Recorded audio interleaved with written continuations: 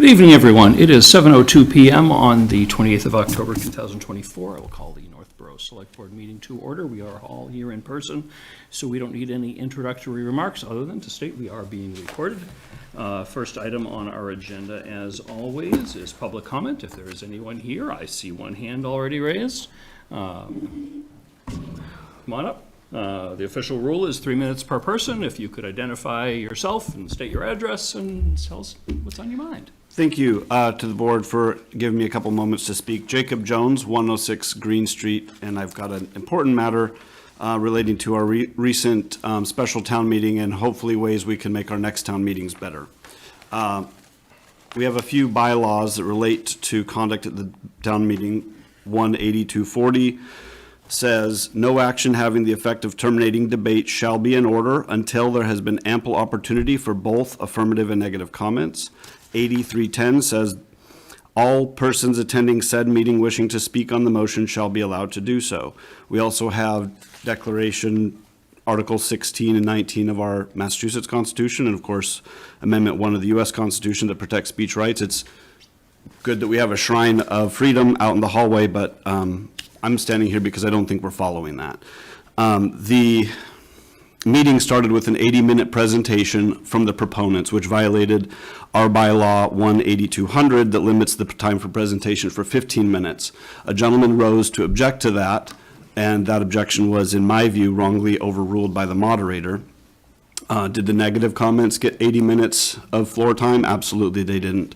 Every time someone spoke to make a negative comment, the reaction was that either the fire chief, the deputy chief, or for no apparent reason, the select board chair would stand and speak for several more minutes attempting to rebut the comment. Our bylaws, I don't think, allow those who've already spoken to speak again. As a result, some with negative comments, as our bylaws protect, weren't allowed to speak. I particularly noted, in my view, that the select board chair attempted to intimidate and silence other select board members from stating negative views. The reference to negative views being available on YouTube, I thought was inappropriate because the point of that forum was to have a hearing both sides, not to refer one side to YouTube. I rose at the meeting to point out that the vote on the question was out of order. The moderator overruled that. I think that that violated our bylaws. My request to this board is just a couple things to consider. One, and I've written to the moderator to the point that this is a moderator point. I've written to the moderator and I've received nothing. I understand that's a separate elected position that this board has no control over. 100% get that. I would suggest that based on what appeared to me to be violations of our laws, that the moderator be censured by this board, and that going forward at the next town meeting that there be an apology made to the town meeting for not allowing those with dissenting opinions to be heard pursuant to our bylaws. And thank you for listening. Great, thank you. As you correctly stated, I'll just briefly, the moderator runs town meeting. I know you know that. We have received a number of comments regarding both the most recent special as well as the most recent annual town meeting, both by email and in person at our last meeting. So I've penciled in, I think it's March 10th of 2025, which is probably when we would be talking with the town moderator and the town clerk about the upcoming annual town meeting. We'll go through those items and more. So I'd encourage you to be there, and I'd encourage you to continue to reaching out to the moderator, and hopefully you'll hear something back. Great, thank you. Thank you. Is there anyone else, either in person or remote, that wishes to speak in the public comment at this time?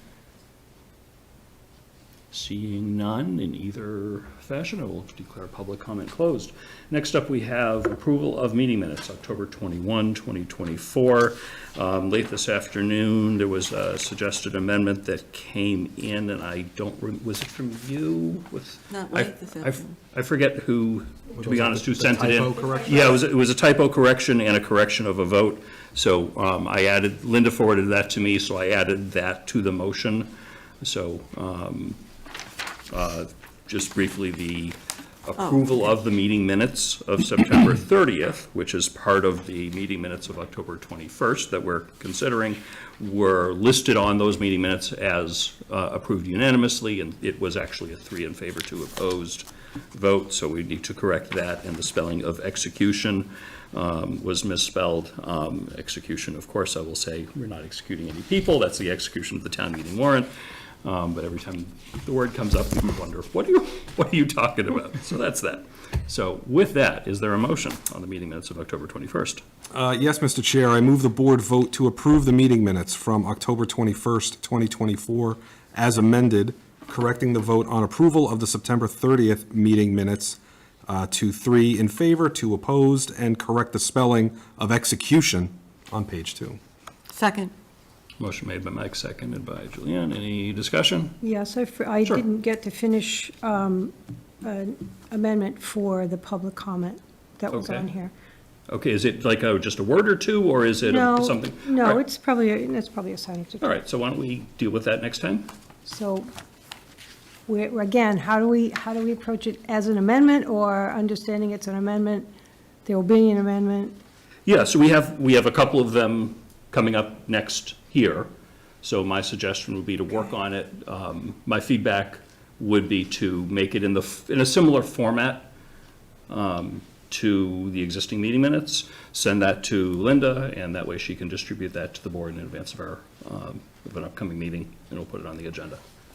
That way we all have a chance to read it. Okay, then I guess, all right, so then I guess I would vote no when it comes time to accept the minutes as they are. That's up to you. Okay, We can amend either way. okay. Okay, all right. Still need a second. Julianne Oh, she seconded. did, okay. Yeah. Any other discussion? Okay, all those in favor? Aye? Aye. Aye. Any opposed? Okay, 3 in favor, 2 opposed. Okay? But still approved. That's all you need. Next up, we have approval of a couple of sets of amendments to meeting minutes. So on the September 23rd, I'll describe, for the benefit of just the board and the public, that the meeting minute amendment request by Lisa for the September 23rd included some verbatim quotes, which we generally do not include in meeting minutes.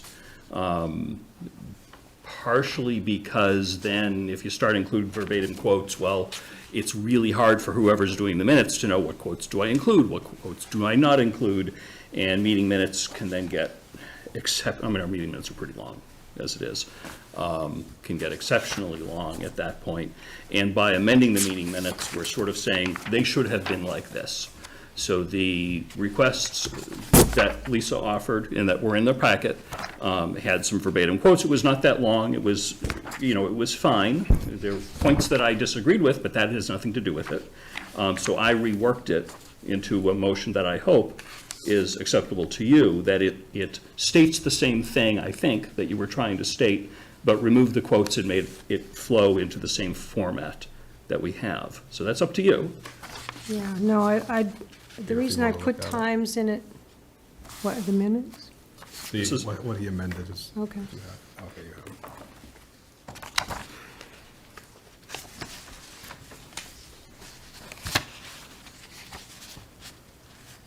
I just want to respect the time and money that it costs to get these meeting minutes done and have them be as consistent as possible. And I agree with that. We do have to get some consistency, but we go back and forth. We get some too vague, as in a discussion ensued and things of that nature. The reason that I did this the way it was is because of the type of situation that we have, and I put the transcript literally when it was on there. And I don't know that I'm in agreement with just being able to make a quick remark, because in this case, there's so many different Again, views of it. we're talking right now about the September 23rd, which was a pretty simple amendment, so that's this one. Or the one with the yellow, not the one with the, okay, So, go back to what you said then. so there was a couple of sentences in here, it's also a couple of sentences, and I took out the quotes and reworded it to look like meeting minutes instead of looking like a transcript, which it is not. Meeting minutes are items discussed, actions taken. And they can include additional things. I have no objection to including opinions that I disagree with. I just want to respect some consistency in those minutes.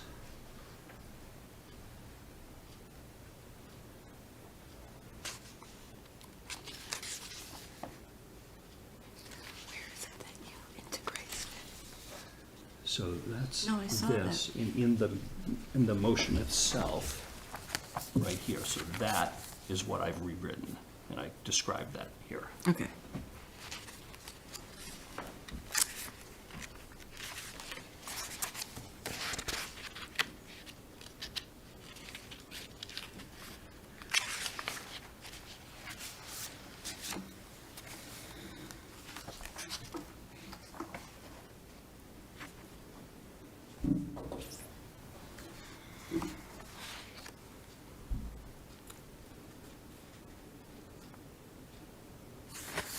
It's close enough. It's close enough for this one. I'd also like to say the word town above it. Is that just on the page, or is it the edits on the yellow? You look at the edits on the yellow. Yeah, it's In the motion. yellow. It says discussion and vote on special tow meeting. Yeah, it's just a typo. It's toe instead of town. Right. On the yellow, so the yellow was the original. This is what we're voting on. Member Hirsch. Oh, town, do we have, is town misspelled in the original set? I don't know. Let's find out. The 23rd.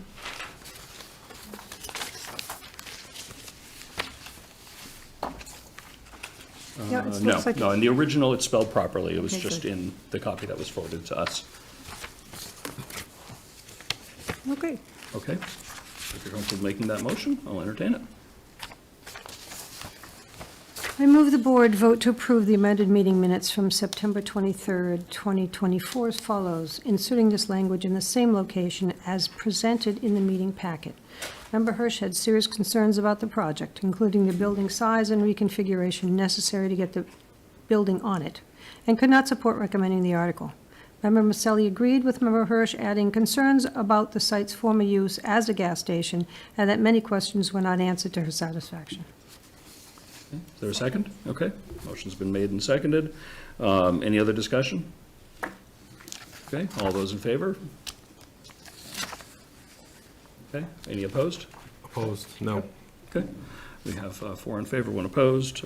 As said, just because I don't agree with the points made in that, I agree that those were statements that you made. I don't think they're necessary to include in meeting minutes, but if you want to, that's fine. Next up, we have 2 different amendments that were offered for the September 30th, 2024 meeting minutes. The first set was from Julianne's, which I think were perfect.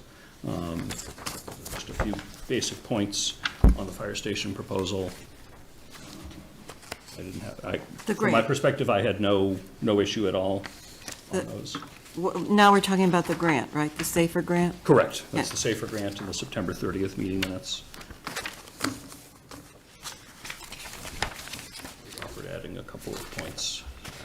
Here I am dealing with the trees on my desk.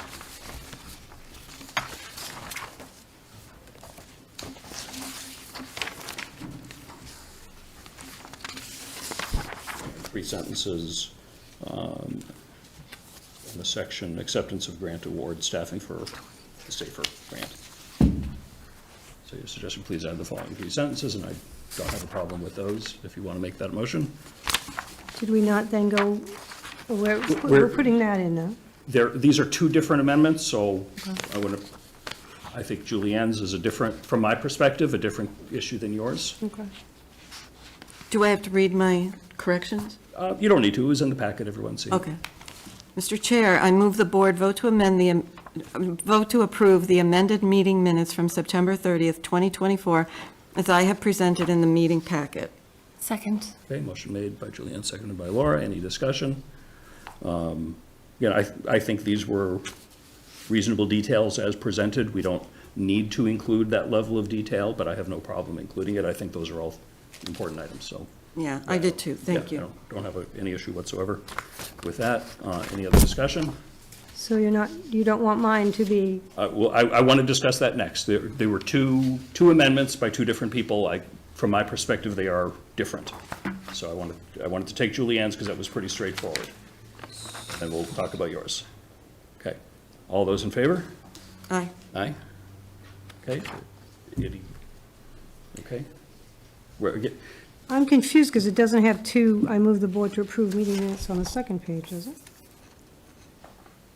No, if you look just below the Julianne motion, you'll see in italics, my name, I recommend we hold Lisa's proposed amendments to September 30th, which I was going to bring up after we voted on Julianne. So let's vote on Julianne's, and then we can talk about yours. There are two different amendments, so we have to deal with them separately. I don't see how there are two. Under Julianne has got what she's saying and then what you recommend, which are two separate things, but it doesn't look like they're two separate amendments. Are you making the I recommend as an amendment? Or is it? No, you submitted a proposed amendment. I'm going to suggest we table that, and I'll describe why after we vote on Julianne's. Even if we were voting on yours, and we can vote on yours if the majority of the board wants to, they are two different amendments, so they have to be voted separately. So we're going to vote on Julianne's, then we'll discuss yours and decide what to do with it. Okay, so we have 3 in favor. Little abstain, I'm confused. Okay, so an abstention No. and a no. Okay, so the amendments have still been adopted. Thank you. All Can right, we explain to the public that we're just trying to get important statements that were made during the meetings into the minutes, and we're trying to be very careful with these because they were very important decisions.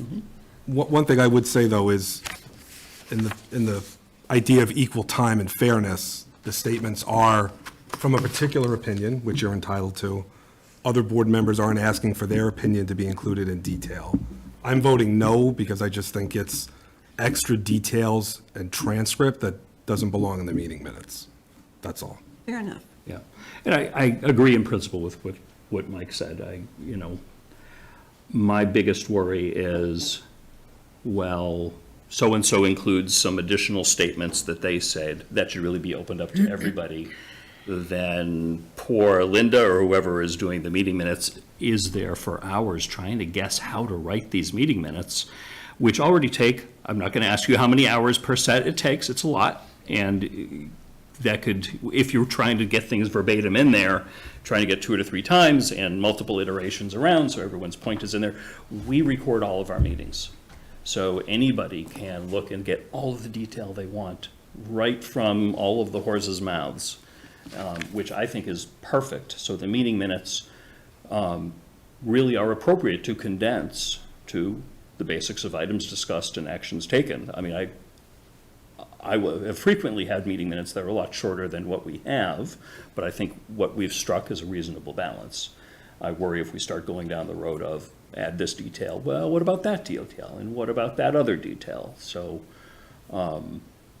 given that our meeting minutes are quick summaries, and you could always get more detail by watching the meetings, and I hope those meeting videos are there forever and ever and ever, I don't worry about it too much, and I think it's a mistake to try to go down that road too much. With that said, of course, yeah, so Lisa offered some amendments, Yes.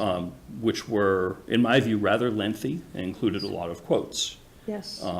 Because this was said. I didn't want to put my spin on it, I just put what was said. To go back to some of the comments that you made, I have seen where we rely on the videos now to go find all the information, and to find that sometimes those are not all recorded. I was at a couple of, and it's definitely a traffic safety committee meeting where half the meeting wasn't recorded because some button wasn't pushed correctly, and we realized that. Yep. So there's too much human error that can go into saying, oh, just go watch the meeting. The other question is that meeting minutes are supposed to refresh our memories for what had gone on before. Not to just have it as a chore to have it done, but because there are times, I remember before I was a select person, I would go look for meeting minutes to get information. And information in the old days was put in those with quotes and that sort of thing. And it's much faster to look at a quick 2 pages than it is to watch a 2 to 4 hour meeting. That I don't think it's fair for the audience to do that if they want to be able to get an idea of what happened. To abbreviate so much as to say a discussion ensued. or, weren't in agreement with.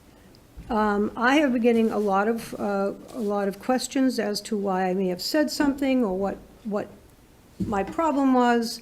I think that I don't ask the staff to type it up. I typed this up. It was already done and handed in a Word product so that they wouldn't have to spend any time but take it and put it in. Because I do respect the times that they put in. I do think that we have to have a discussion separately on what we all agree to as what we're going to have for minutes. We've gone around 5 different opinions, plus the former TA's opinion had another thought. We need to get conformity, without a doubt. But that conformity has to be with our discussion and what we think is important. And I don't want to let that be minimized because we are trying to create something that has not happened before. We're a very involved board. We research, we ask questions, we want to know how things work, which had not really been done prior to our group getting together.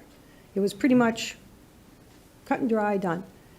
And I think that especially, and I don't, this is much longer than I've probably done with any other set of meetings, but we're talking about a very large project. And that large project is important for people to be able to pick up a piece of paper and read. And although this is lengthy, and I will admit that this piece is lengthy, it just talks directly to what people were saying. It isn't my opinion. It isn't somebody else's opinion. It doesn't include what everybody said on everything on that topic. It includes certain items. Correct. Paragraphs Correct. So- that you have said and that you picked up on. And I'm not- how would then Linda or whoever's doing the meeting minutes know from an amendment like this what they are supposed to important? include? What they're supposed to include in the meeting minutes? In the beginning of a discussion with anybody redoing minutes, that discussion would take place. And it's very difficult, like I said, you're asking for a third-party overview of what took place.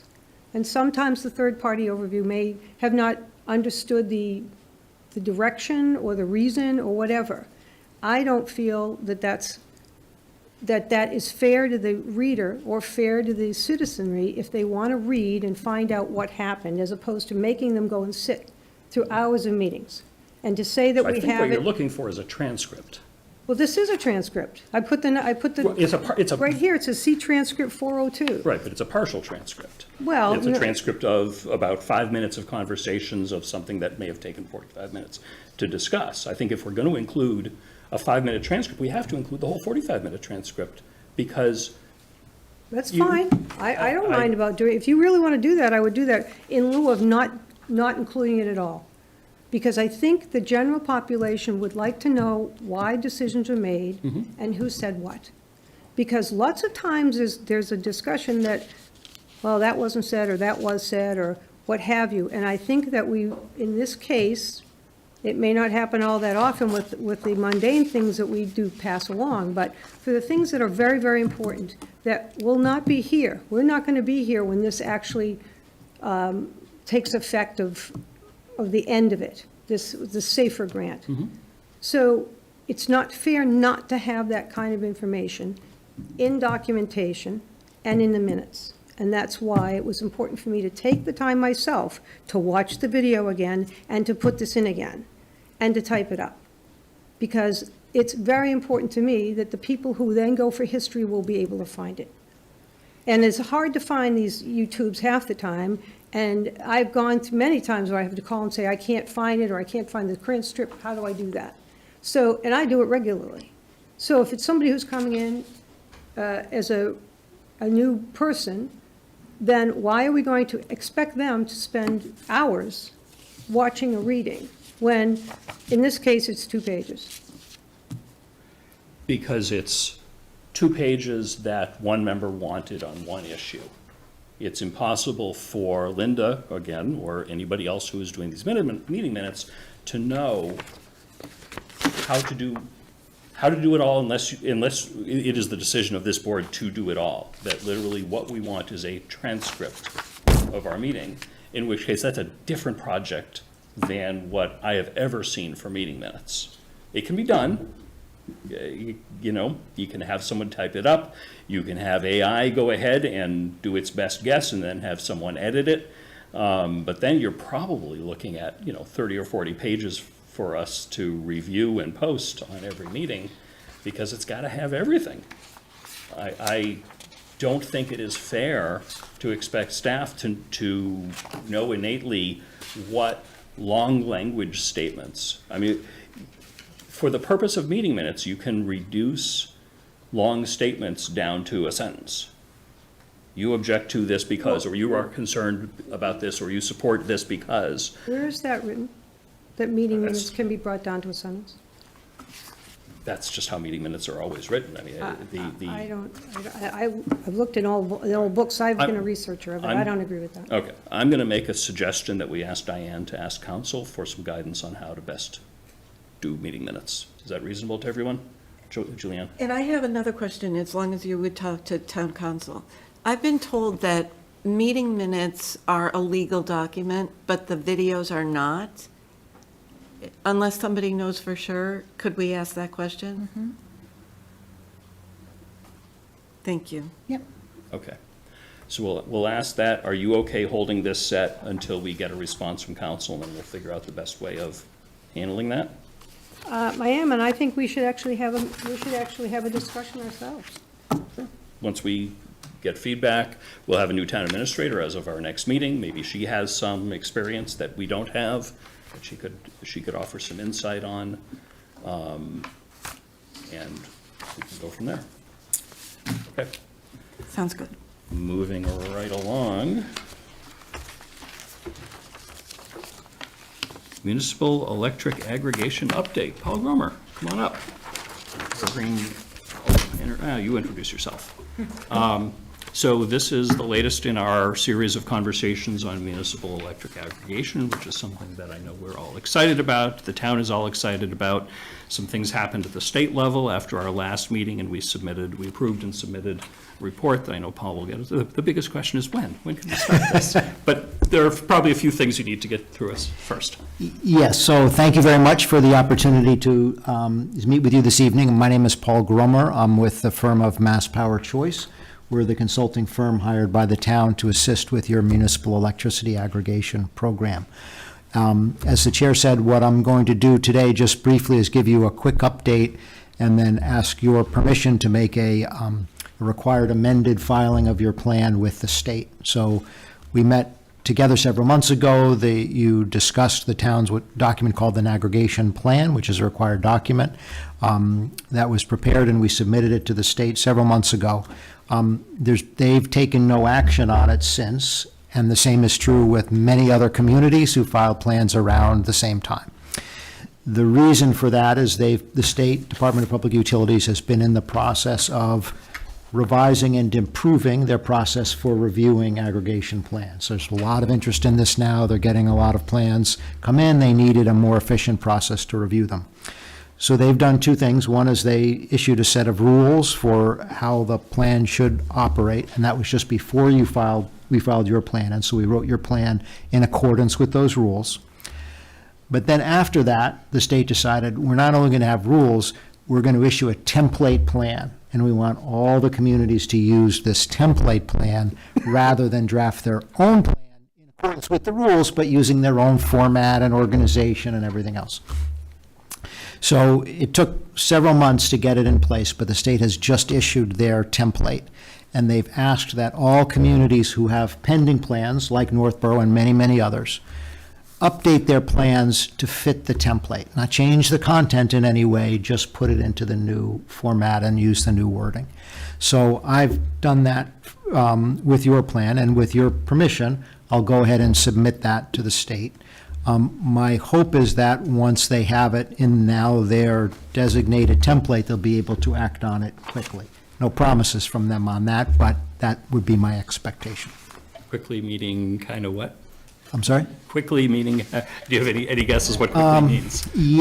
My guess would be within a month, so I can't promise for sure, but I would think that would be a reasonable expectation. Okay, so we would then, if I remember reading this correctly, about 2 months after that, we'd be able to throw the switch? Sadly, a little longer than that. We'd be beyond the process. What would happen is, once your plan is approved, there are a few steps the town has to take. You conduct a competitive process and choose an electricity supplier for the program. Then a letter goes out to all the residents explaining the program. They get 30 days to opt out, and then after that, the program launches. That whole process takes several months to go through. Okay. And also, we need to tie it to when National Grid announces its basic service prices, because those are good for 6 months at a time. You want to know what they are for the next period before you sign your contract, so that the town can sign with knowledge. So, forgive the long explanation. I think this would put us on a path to throwing the switch in the spring. In the spring, okay, because I know twice a year, the National Grid does it, what, November and May, something like that? Yeah, so they've just changed, so the next period, I believe, will begin in February. Okay. And so we would do the procurement right after those prices are announced, which I believe is mid-December-ish. Make a decision once you know those prices, and then launch in that period, which would be February through 6 months after February. Gotcha, okay. Questions? Julianne? Well, thank you for this, and thank you for updating us on that. On Table 4B, period 3, product information, I think this is where we have to decide on how we want the electricity to be supplied, whether it's all green, standard, or economy. When do we make that decision? So, excuse me, you make your final decisions after you see the prices. So after after this is approved, then you'll see the prices, and then you'll make the decision. Oh, okay. And so the way these templates, these tables are designed by the state, they have a lot of blanks in them, or a lot of TBDs. That's how they want them prepared. The state wants them for the plan. Once this is filled in, once you've made the decisions, we'll update it. You did decide, though, and this is what I put in the table, is you did decide when we met the last time, that what's called the default product, the one everybody gets automatically, would just be the minimum amount of renewable energy, that would be the cheapest, and then you would have options to go up from there. So that was, I'm sorry. No. That was what we had decided when we had to choose one. Yes. Then when you came back the most recent time, I think you said that the state was giving us a little bit more flexibility than that we could decide the default once we get the bids back. Yes, you can do that, so we Yeah. can make it, I can be explicit about that all of these decisions, which is, you're right, Yeah. will be made after you see the I prices. think that's provides the most flexibility to the town, and it will vary dramatically based on how good the bids are. If the Yes. bids are great, then the standard as a default, I think you had suggested that some towns will try to pattern this so that the middle one is at or a little bit less than National Grid's rate, Correct, but with more renewables. correct. And then towns can decide, which is the default that works for them at that moment. So my preference is we leave that open, and we decide that in the, February, March, April timeframe. It also gives time for community input. Yeah, Okay. Perfect, absolutely. and we know the actual We'll numbers. present it that way, and you'll decide once you see the numbers. Great. And have we Well, put a date redecide. aside? Yeah, what's that? Have we put a date aside then in February? Well, I don't think we can put a date on it yet. Unfortunately not, because we have to wait for the approval, so it's my expectation that that's when we'll be, but what will happen is, once we get the approval, we'll communicate with a proposed implementation schedule for you, and you'll decide on it at that time. But it all triggers from this approval date, which we don't have yet. Right. And we'll have the bids at the time that we make this decision as the. Yes, you'll have the Yes. bids when you Great. at the time you make this decision, Perfect. exactly That's right. ideal. But the expectation with the bids is that the more renewables that are in there, the higher the rate. Correct.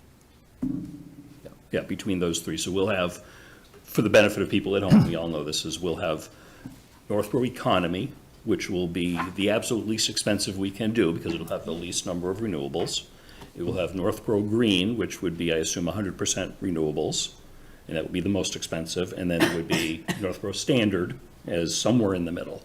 And then our choice would be which, in theory, which of those three is the default rate that if somebody does nothing, that's what they're in. And right now, that's the lowest one, but it'll be revisited once we have pricing. Right now, it's going to be blank. It's going to be, we will determine once we get the numbers. Okay. That way we'll know. It's hard to make that decision without going the costs. Okay. Any other questions? Do you need a vote from us on approving this revised version tonight? It's entirely up to you. I don't from my perspective. Okay. You've already authorized me Okay. to go ahead. I just wanted to check in before we made this change here, but Okay. it's From your perspective, slightly it's more the than same- ministerial, but it's not a big, it's not a Okay. big, it's just I'm continuing the path you've It's put the me same, on. it's the same plan as far as the details we discussed. Correct. Just in the state's new format. Correct. Okay. So if someone would like to make a motion, that's fine, but it doesn't sound like we need it. So, hearing nobody jump up and down, from your perspective, we're okay without a motion? I agree. I'd say the implied motion is as quickly as possible. Very good. Do we need to sign anything again, or no? No Okay. more, no need to sign anything. Okay, Okay, perfect. thank you. Thank you very much for Thank you. joining us tonight and Very giving us the good. update. Thank All you for your We time. look forward to seeing you Thank you, as soon as Paul. possible. Great, thank you. Okay. Next up, we have police station siding project, bid update and possible vote to award. DPW Director Scott Charpentier. What's the good news, sir? Thank you, Mr. Chairman. Thank you, board members. So you have a memorandum in your packet. We had the police station siding project bid opening at 2 o'clock on October 16th, actually in this room. 5 bids were received. You'll see the bid tabulation in the memorandum. The bids ranged from a high of $245,000 to a low of $109,450. One of the bidders was disqualified due to being non-responsive in their bid package. We did do reference checks for the apparent low bidder, which is Northeast Construction Incorporated. Reference checks all came back good. Every municipality we spoke to said if you had the ability to hire for another project, would you? And they all said yes, they would. So my recommendation is that we move forward with an award, if it pleases the board, with Northeast Construction Incorporated for $109,450 for the selective replacement of the police station siding. Questions? I have a couple. It's my understanding that they were told not to work on the towers or wherever I don't know if they're chimneys or what they are, but there's some tall, square, rectangular pieces at the top of the roof that have antenna and wires and such like that, where the wrap around the top is rusted. They were informed not to include in their bid any work on communication gear or security gear in the building. That's going to be the responsibility of the town. So would we do that before they start? We'll do it in conjunction with their work, yes. And then the next question I had was after walking about with so many contractors, the Palladium window was a question in the beginning. And then the last time that we were over there, we noticed a lot of damage to the whole front entryway, where the locks had a great space in between them, the doors, the metal molding on I'm going to say the westbound side of the door was falling off. There was paper towels underneath the window to collect moisture or water. Tile was not level and not matching from probably other repairs they had done in the past. Building's 40 years old. So I was told that would have to be done before the actual construction of the replacement for the cedar siding is, because you'd have to do it again. Like, if they go up to what's there now, and the specifications aren't exact, or even if they were, you have to take off area around it to seal the area around the moldings and such. Especially you've got the curved edge of the Palladium and then the whole way down with the doorway. So are you anticipating on doing that before or after the siding is replaced and painted? That's not in the project, I understand that. so we don't have funding for that. No, but we could look at ARPA funding, or you have a pretty big shortfall here of what monies were set aside. If we go with 109, we were looking at 270. What would we do with that gap of money? Well, that's not exactly an accurate depiction of the gap. There's $259,000 remaining in the budget right now. We have, including a small contingency, some money allocated towards security and communication gear, construction administration services with the architect, leaves us probably about $100,000 available between the town meeting appropriation and the low bid. Okay, As with most construction projects, the last thing I would ever want to do is spend any contingency or surplus appropriation before you do anything, especially considering this is a selective demolition, and there may be a need for more quantity than was in the specifications. I don't know who told you the storefront needs to be done first. It wasn't me, and it wasn't my staff. no. So whomever said that, that's their understanding and interpretation, that's not mine. Are you telling me that you could do the doors afterward and there wouldn't be any extra expense by doing the doors after the siding was already taken care of? What do you mean by extra expense? What does that mean? Well, in I've worked on my house, 2 houses for hands, nails, and hammers myself. When you were replacing a window, you're replacing a door, the area around the door and the gaskets and all of that will change where the siding comes into the door. So the moldings around the doorways, or that specific doorway and that specific arch up to the Palladium, that arch requires the siding to come up to the curve of what that Palladium is right now. And I did think we talked about replacing the Palladium originally, but then after seeing the damage that was done already, that it makes sense to just do the window. And I had asked to get a quote, I asked him to get a quote on what the whole replacement of that area would be. And I We have believe it's that. being worked on. have So, that. so you have that quote already? Yeah, yeah. So is that something that we would have, that we would be able to utilize that figure if we needed to with ARPA money? Since we still have some ARPA money left, we wouldn't want to let the building not be done in full, especially if we're replacing all of the siding on the front. I think the best approach would be for me to find out if the town meeting action could be utilized for that storefront replacement legally. If it can, then there's surplus funds available because the project was bid very competitively, then that would probably be the best approach for replacement of it. If legally we cannot, then there'd have to be other source of funds found, so. Okay, I would not want to utilize all the surplus on a storefront replacement day one before we even take any siding off, because we don't know what we're going to find underneath and how extensive the replacement's going to need to be. okay.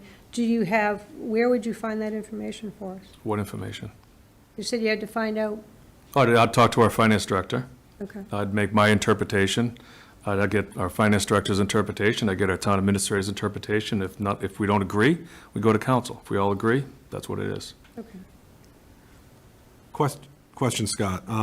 As far as the amount of area that's going to be selectively demolitioned and replaced, from looking over the documents, it's about, am I correct, it's about 8,000 square foot all the way around the building? Yeah, about 7,500 square. 7,500 square all the way around, and then of that, about 3,000 is A what was little in- more, probably about 4,000, yeah. Probably about Little more- 4,000. little more than half. Okay, and then on the front of the building, is there a percentage of how much of the front of the building that was about? The quantity takeoffs were 100% of the front, 50% of each side, and 10% of the rear. Okay. I'll work with the architect and the contractor, once we get their schedule of values, to see if there's an opportunity to increase the quantities without jeopardizing any of the work. I would prefer to be able to do an entire side, so that entire side is vapor barriered, as opposed to piecemealing it.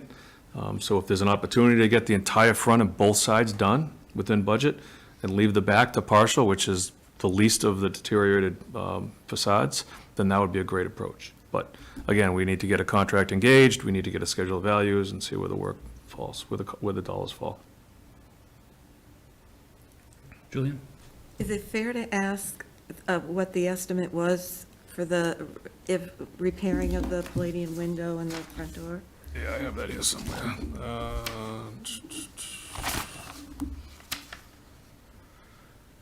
$52,900, that's without the mason or a carpenter. That's just with a glass contractor. Glass contractor comes in, he brings everything inside, you don't bring those outside, you bring them inside, you raise the new one up, carpenter comes in, finishes off the interior work, mason comes in, does the flooring. So that does not include the carpenter nor the mason, that's purely the storefront glass contractor. Will you know, when will you know for the other two?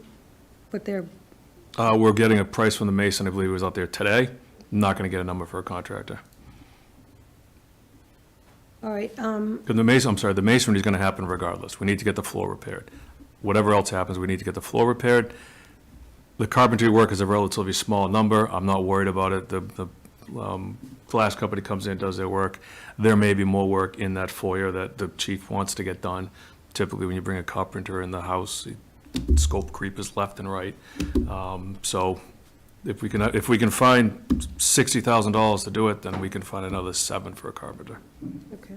And do you have some, because I know we set aside some money in ARPA for facilities repairs or whatever. Have you used that up? I think, was it 58,000? $56,000, we've used $14,000 for highway garage heat replacement, $29,800 for 4 West Main Street air conditioning and the rental unit, $7,900 for the police station's rear metal door, and $4,300, which was a partial funding for the gymnasium floor redoing and repair here. Okay, it was So all $56,000 has been utilized. all but six. All of it, all $56,000 has been used. Okay, and just because I couldn't write fast enough, under the police back door, that was $7,900, yeah. 7,900, 7,900. Yep. And that's installed. Installed, yep. The door was ordered, I want to say 6 weeks ago, and the expectation is it's going to be installed either this week or early next. The door is supposed to be delivered to the vendor tomorrow, so it's up to his schedule. Great, thanks so much. Yep. Any other questions on the item before us?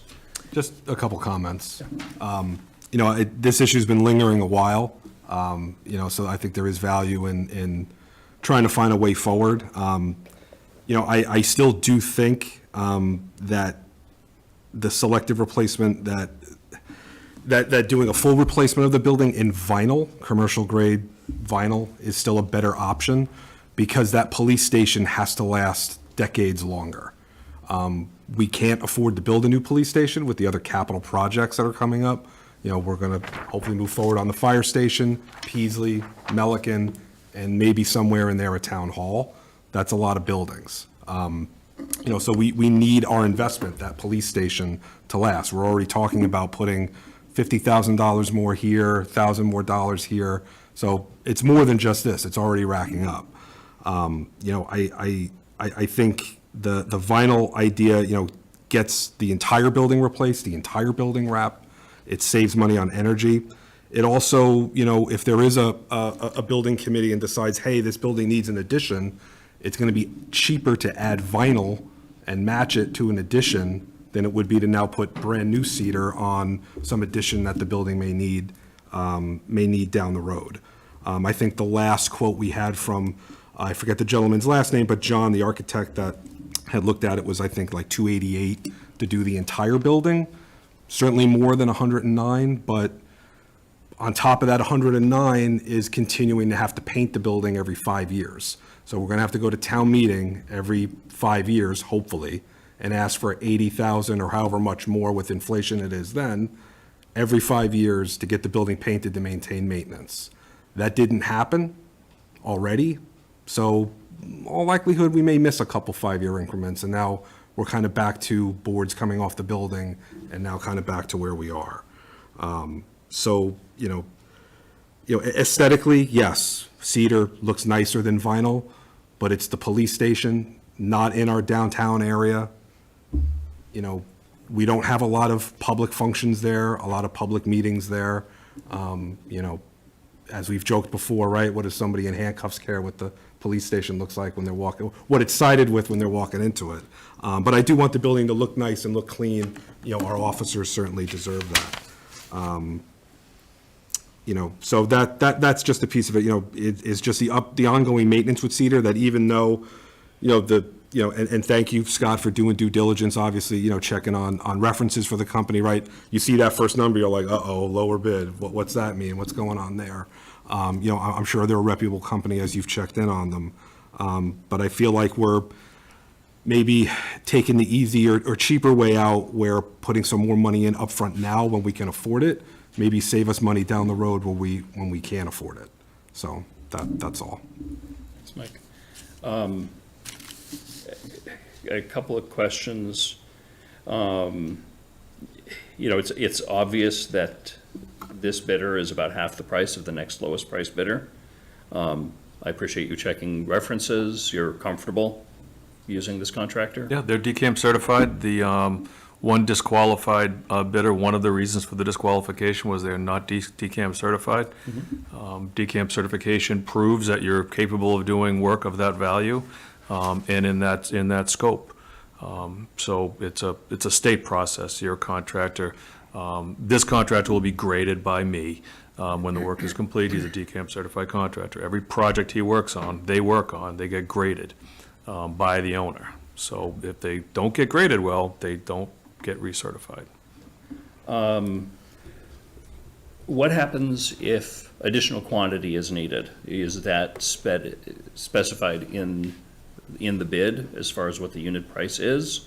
Or is that negotiated later if it turns out that you need an extra 1,000 square feet of cedar or? That'll be part of the schedule of values. So the bid is a total of $109,450. That includes 7,500 square feet of removal, 7,500 square feet of vapor barriers, and on and on and on. They'll take those quantities and attach a number to each one of them. When you divide out, you have a unit price at that point. There are some items that won't be unit priced, mobilization, demobilization, those are lump sums. Insurance and bonds, that's generally a flat percentage. Overhead and profit, that's a flat percentage. But all the quantity items will be enumerated in a schedule of values. Obviously, they need to pay prevailing wage to their employees, so that will help establish what the unit price is for labor. Yep, they submit certified payrolls as part of every pay rec. We review the payrolls just for conformance with the prevailing wage tables. We don't go into any detail, but just to make sure they're paying their employees like they should be. Okay. What is the oversight like on a project like this? We have a contract from the architect Great. to perform 3 site visits per week, 3 hours per site visit, an estimated 8-week project with 12 hours for construction administration services, shop drawing review, RFI responses, pay rec reviews. It's a time materials not to exceed, so the total, if he doesn't use the hours, he doesn't get paid for them. If we need more hours, we give him more hours. My preference during construction is time materials not to exceed. You get a great contract, it doesn't need to be, looked at every single day, saves us money. You get a really rough one that's a challenge to work with, and then you can have a little more oversight. When would you anticipate this project starting on the assumption the board gives the approval tonight? I'm going to mobilize a contract tomorrow, a notice of award. Notice of award is the first issuance. They can then secure their bonds for the project. We get the contracts and bonds and insurance certificates from them. They get executed. Then we can have a pre-construction meeting. My hope is that they want to get the carpentry work done this season and then let the cedar sit for the winter, and then in the spring, coat it, seal it, Great. paint it, stain it, whatever pleases the board. That's my preference, but it's up to their construction schedule. Thanks. And what is the warranty to be on this? You have 1 year workmanship warranty. That's in accordance with Mass General Law. And then the warranty on the paint, stain, sealant, or what have you, that'll be from the manufacturer. So that'll be part of what they submit. For example, a contractor submits something with a 10-year warranty, complies with the specs. We have adequate funding. Hey, any chance you can upgrade us a couple notches so we get something with a longer warranty or a more robust product? Perfect. And just on materials, I I share Mike's thought that in an ideal world, vinyl would give us a longer-term solution to this for long-term less money. But I appreciate, that certainly the board's majority was more interested in doing with this as cedar. I'm very appreciative that the low bid came in as low as it did, and I think we should just go ahead with it. Great, me too. Any other comments or questions? We have a member of the audience that wishes, I'll ask the board first, and we'll. Just, Yeah, just to confirm that the 109 includes staining, painting. Everything. Okay. great. Okay, Doug, if you want to come on up. You could identify yourself, let us know what's on your mind relative to the project. Yeah, Doug Stone, 33 Birch Hill Road, and I'm just continuing to see the project through ever since I made the motion to lower the appropriation at town meeting from 540 to 270. And I was here when Mr. Charpentier opened the bids, and I was very happy that we came in at much lower than the 270. And however, he cautioned that, hey, we've got some other expenses we're not done yet, and he did elaborate on those. I did read through the specs here a little bit, and I'm glad that Michael brought that up about the concern for the longevity of the painting. Because when I was here at the July meeting, we discussed the potential for longer-term warranties, like, for example, with Rhino Shield, which I did contact, and they agreed that they could do a 25-year warranty. But I noticed that the bid just was specifically recommending a course of action, which I guess is possibly fair, but it didn't allow for a longer warranty. I mean, correct me if I'm wrong, but it did mention that there were 3 coats of Benjamin Moore paint to be applied. And so that precluded Rhino Shield from even making a bid. I did talk to them, and so anyway, maybe that's something to do in the future. But that's I'm standing here discussing it in July when apparently there was no intention to allow that, which is fine. But I could have saved me talking to Rhino Shield, I guess. And then, I noticed in here that you were talking about, I didn't see a deadline for like a time for performance in there. So, in the interest of getting the job done, which you all want to get done, I saw the sample contract, it had a blank for the time period to be performed. So for instance, say this contractor decides they're going to do it, but then they can't, then they said, well, we'll do it in a couple of years, what's to prevent that from happening? And then I did notice you were talking about finishing the work, doing the cardboard replacement, and then doing the painting at a later date. And it did mention in there in the specs to apply the finish within 2 weeks of installation. So I don't know what that's all about, but I just noticed that in there.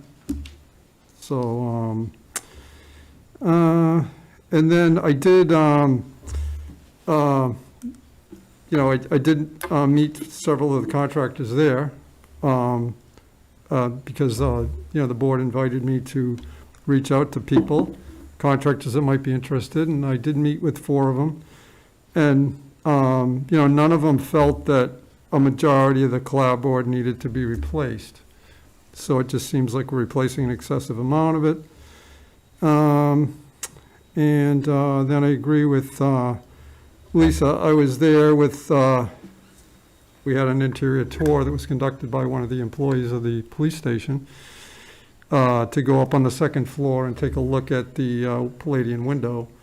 And we did notice at that time a lot of deferred maintenance. And so it just, seems that, this, and the fact that we saw the door in the back that had a hole through it. It just, in the interests of the town here, it just seems like, it'd be less expensive if we stayed more on top of some of the stuff, instead of like waiting for, like, for instance, the building to, some of the siding definitely does need to be replaced. But, you know, it's just too bad it got to that point. So, so that's all I had to say. So apparently, you know, it was determined that we made a decision to just paint the building then without regard to a warranty period. Thanks, Doug. I mean, on that, as Scott said, the paint used would have a warranty from the manufacturer. I imagine that's a detail that in theory you could negotiate with the contractor and say, oh, you know, could you use not just Benjamin Moore, whatever, but Benjamin Moore, or the fanciest version, or It's, something. Or, you either prepare a specification based on pure performance, which is a very long process, or you identify 3 products, or you identify one and or equal. So Benjamin Moore is the standard or equal. In response to, stay on the coating subject that Mr. Stone brought up, in that Rhino Shield was not eligible to bid. Well, I don't believe they're DCAM certified, so no, they were not eligible to bid, and nor was a single other painting company. Every single one of these companies is either a general contractor or a carpentry company. They're not painters. One of our local painting companies was interested in bidding on it, and I spoke to them at length about the DCAM requirement, the carpentry component, and hopeful that they could find someone that they could team with. Regarding the timing, the objective on the project was to get somebody on board within the budget. You put something in a contract that says work to be completed in 90 days, and you lose a large bidding pool of contractors who are busy this year. Do I want them to wait until May to do it? No. But if they have to, and it's $100,000 less than the next bidder, then we'll do it in May. That's fine. You know, my goal is to get it done as quickly as possible so that other things can be addressed with the remaining funds if they're available. So no, I've had contracts, and school contracts are always like that. You know, you have a hard deadline, you need to get this done. Fire station on the tail end will be like that when you're trying to mobilize and move into it, in the event that project goes forward. Something like this, I don't want to limit the bidding pool by having a strict schedule. The schedule will be established when the contract is written. Scott. And Doug, on the deferred maintenance concerns that you noted, I mean, that's a townwide issue, that the board and the town has addressed that as well as we can to date by bringing on, you know, a facilities manager that works under Scott. And, you know, our expectation is when you look back in 20 years, you won't see the kind of conditions that you see now in our municipal buildings. That will cost a little bit more along the way, but will save money in the long run. I think so far that's worked out very well. That's where that is. And I want to thank you, Doug, for all of your thoughtful efforts on this project. You volunteered yourself to get involved by standing up at town meeting and suggesting a change. That's obviously generated a great deal of discussion, and hopefully we'll be able to get this through successfully. And I appreciate your efforts on that. thank you very much. Thank you. Thank you, Doug. Anybody have anything else before we entertain a motion? And I will say the order of the motions and the order of the agenda got a little out of whack, so the motion on this one is a couple points down that we have of things we haven't done yet. Lisa, would you like to make a motion? I see. I have 2 in a row. Oh, it's exciting. I move the board to award the police station siding replacement project bid to Northeast Construction Incorporated in the amount of $109,450. Second. Okay, motion made by Lisa, seconded, well, I heard Laura first, just before Julianne. Any other comments or questions? All those in favor, say. Aye. Aye. Any opposed? No. Okay, we have 4 in favor, 1 opposed, motion carries. Scott, you've got a project, good luck. Thank you. Yeah, Thank Chief, you. Chief Griffin just raised his hand, I'm going to recognize him. I hope he's not going to say, no, don't do it. Chief Griffin. Hi, good evening, everyone. I just want to thank you for supporting this and for all of Scott's work. I know it was a long process, but I'm happy to see it got passed tonight, and looking forward to beautifying the building.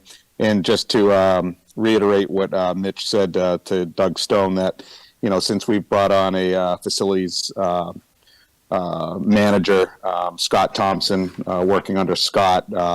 He does tremendous work. I know he's a phone call away when we have issues. And I think that was a very, very valuable asset to add to the town staff by bringing in Sean. A great addition, and always look forward to working with him. But thank you very much for supporting this tonight. Great. Thanks, Chief.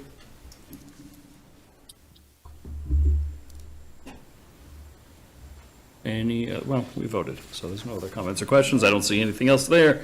Moving right along. Next up, we have crosswalk enhancement update and request for additional funding. DPW Director Scott Charpentier. Thank you, Mr. Chairman. So we did complete the site sketches for the 7 crosswalk RRFB locations. This will be a quick summary where they are. Lincoln Street Elementary School, there's 1. 2 at Melican Middle School, 1 at each entrance. Lower Pleasant Street, south of Lincoln Street, the Church Street in that same location, Northgate at Chesterfield, and then the longer one, Lincoln Street at West Main Street. So we had an engineering firm come out, do very limited site surveys, layouts, so that they could be design compliant with ADA for wheelchair access. Got a list of quantities prepared by the engineer, provided it to our paving contractor. The paving contractor then responded with a proposed change order. We went back and forth a little bit on a couple of the different prices and items in it.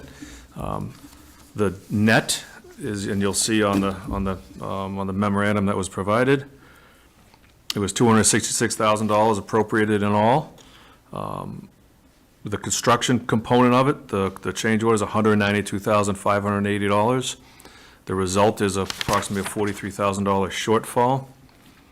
There's 2 primary components on where the numbers differ from what I had. I had provided a memorandum to this board March 4th that listed all of the crosswalks as came out of the Traffic Safety Committee meeting. It has the pricing on it, where the $250,000 number was derived from. The differences are 2 primary components. One is the cost to assemble and install each one of them. The price that I estimated at was $3,000. They came in at $8,000 per set to assemble and install with foundations. That accounts for $35,000 of the difference. And I did not originally include wheelchair ramps. Granite curbing at the wheelchair ramps. It was just going to be monolithic concrete. So a couple of different ways to do sidewalk construction. You can do granite curb with pour-to-place concrete behind it. Some communities use monolithic pour, where you have a sidewalk and the curb is all poured together as one big lump of concrete. I was thinking it was going to be the former, and then when we talked about the sidewalk project with the planning director, Lori Connors, and she said, look, in the downtown area, we want to have cement concrete sidewalks and granite curbing. And then some of the discussions we've had about some of the other sidewalks in town, there was a desire to have granite curbing elsewhere. So I had the contractor include granite curbing. That added $36,000 to the project. So the granite curbing, I agree, just speaking for myself, I agree it's a nice thing to have anywhere. Certainly looks a lot nicer. My understanding is that was a downtown thing. Outside of downtown, I'm less inclined to think that's cost justified, but I'd love to hear comments from the board. Well, we're Just just to clarify- talking about the handicapped Yeah. corners, Yeah. right? The That's all ramps, that yes, is. yes. I thought that was actually, is that not state required? Because when I look at them, they're all granite, all the ones that have the No, curbing. there's no requirement for granite curbing, no. We just chose, the towns just chose to do that as well. A lot of communities do that. Concrete is susceptible to plow damage, especially when you're on curves and ramps. Longitudinal sections, your plow's just kind of riding the curb and it doesn't really do anything. But where you're approaching wheelchair ramps, driveway openings, curves, radii, things like that, they tend to get beat up a little bit. But it's not a requirement. It's a state standard. You know, we have 5-inch granite we're specifying 5-inch granite here. The state standard is 6, which is a little more expensive. One of the pieces of this project that make it more expensive than I originally estimated is how segmented it is. You know, you got a contractor working over here for a little bit, over here for a little bit, over here, and there's a lot of different trades. You know, you got a contractor that comes in, he digs the hole, he digs the gravel, puts the gravel down, then he goes away. The flat work contractor comes in, he does his flat work. The granite contractor, so one guy doesn't do all this stuff. You end up with 3 or 4 subs doing all the work, so they're constantly bouncing in and out. All right, and on the streets like this that the schools are on, and the schools do have a granite curbing, it's not necessarily the straight, it's kind of the, what is it called, a Cape Cod granite, where it's kind of a curve? The schools may have slope granite edging. That's not appropriate for sidewalk use. No, but what I'm saying is that they do have something that looks like the granite, it's just Okay. not straight. Well, yeah, I understand. The vertical granite curbing is curbing. Okay. The sloped stuff you see like on Hemlock and Little Pond and all those neighborhoods, that's slope granite edging. That is not curbing. Okay, and at, say Peaslee, what's Peaslee and Lincoln have? I don't recall what Okay. Peaslee is. Because I walk there quite often. Yeah. So as much as it costs more money, I think that it's something that's necessary for safety for the wheelchair persons and coming off the wheelchair ramp. That's kids riding their bicycles and everything else. So it would keep the kids a little bit more in line with staying in their area. I think we have to do the curbing either way. It's- And yeah, Yeah, it's just, is it poured concrete or is it granite? What they'll do, when you do monolithic poured concrete, you have a flat area where the gravel is, that's where your ramps are or your landing pad is, and then they'll trench out deeper and wider along the pavement edge. So when they pour the concrete, you've got a flat section of concrete and then like a big haunch that serves as the curbing. And they'll have a board on the front of it, some formwork on the front of it, so it looks like it's a granite curb, it looks nice, a lot of communities use it. It's very popular in the Hampton area, Northampton, Southampton, East Hampton. I used to do them out there. I think Southbridge uses that as their standard as well. There's a lot of communities that use it. It's more cost effective, is all it is. It doesn't cost as much as granite. The granite's $125 a linear foot. And when you have transition granite, it's very expensive because it needs to be put in very accurately.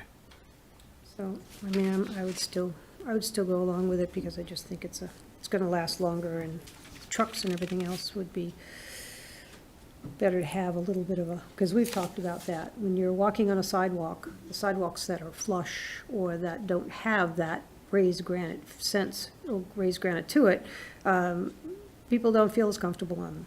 And- I think we may be talking about two different things, that I think the general look is about the same. It's more of the durability, Right. correct? Yeah. Yeah. And I appreciate that the concrete, if that gets hit by a plow, it's gonna start to chip and need repairs, where the granite is gonna last Right. a lot And this is longer. just, Yeah. I believe this is just for where the wheelchair ramps are, right? That's it. Yeah, Yep. that's it. I mean, it's not like. The two wings and the landing pad. Yeah. So there's a level landing in the middle where the detectable warning strip is, and then there's the wing transitions that slope up. Right. So it would be all the full length, and those wings get longer and shorter depending on what the approach slopes are. Right. I want to ask a couple of questions just on pricing. So with this extra money that we have to pay for those two items, how much of the contingency went into that, or is the contingency also increased? Because we put 40,000 in the 20% contingency on this breakdown from March 4th. Yep. So is that included? Is that going to come off of that 192? If you look at the front page of the memorandum we provided, the budget was $266,000. We pull out the engineering for $32,500. We ordered the assemblies for $81,000. I'm estimating $2,500 worth of police details. The construction is the $192,000. Once you remove all those numbers from 266, you're $43,000 in the hole.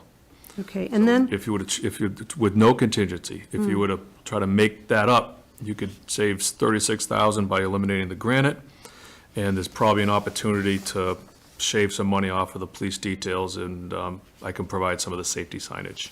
okay, well, that would be nice to do some of that. I also, with the RRFBs, and that's for the 7 that we put aside for it, in looking at some past paperwork, you had stated in one of the, I have a minutes here that talks about, Mr. Charpentier can fund one location out of the DPW budget. Would that be helpful to, again, bring that down and put that one that we talked of, instead of buying 7, buying 6 and adding 1? Well, what I would do is I would use the general fund budget number toward the project. So if we're 43 short and you go with concrete instead of granite, the delta's probably 30,000. We have $7,500 in the budget for one of them. That gets you close enough to be there. That gets you within $4,000 or $5,000. All right, so how about, if we just stick with the granite, though, and not get rid of the granite? There's 7,500 on the light, that you said, the pair.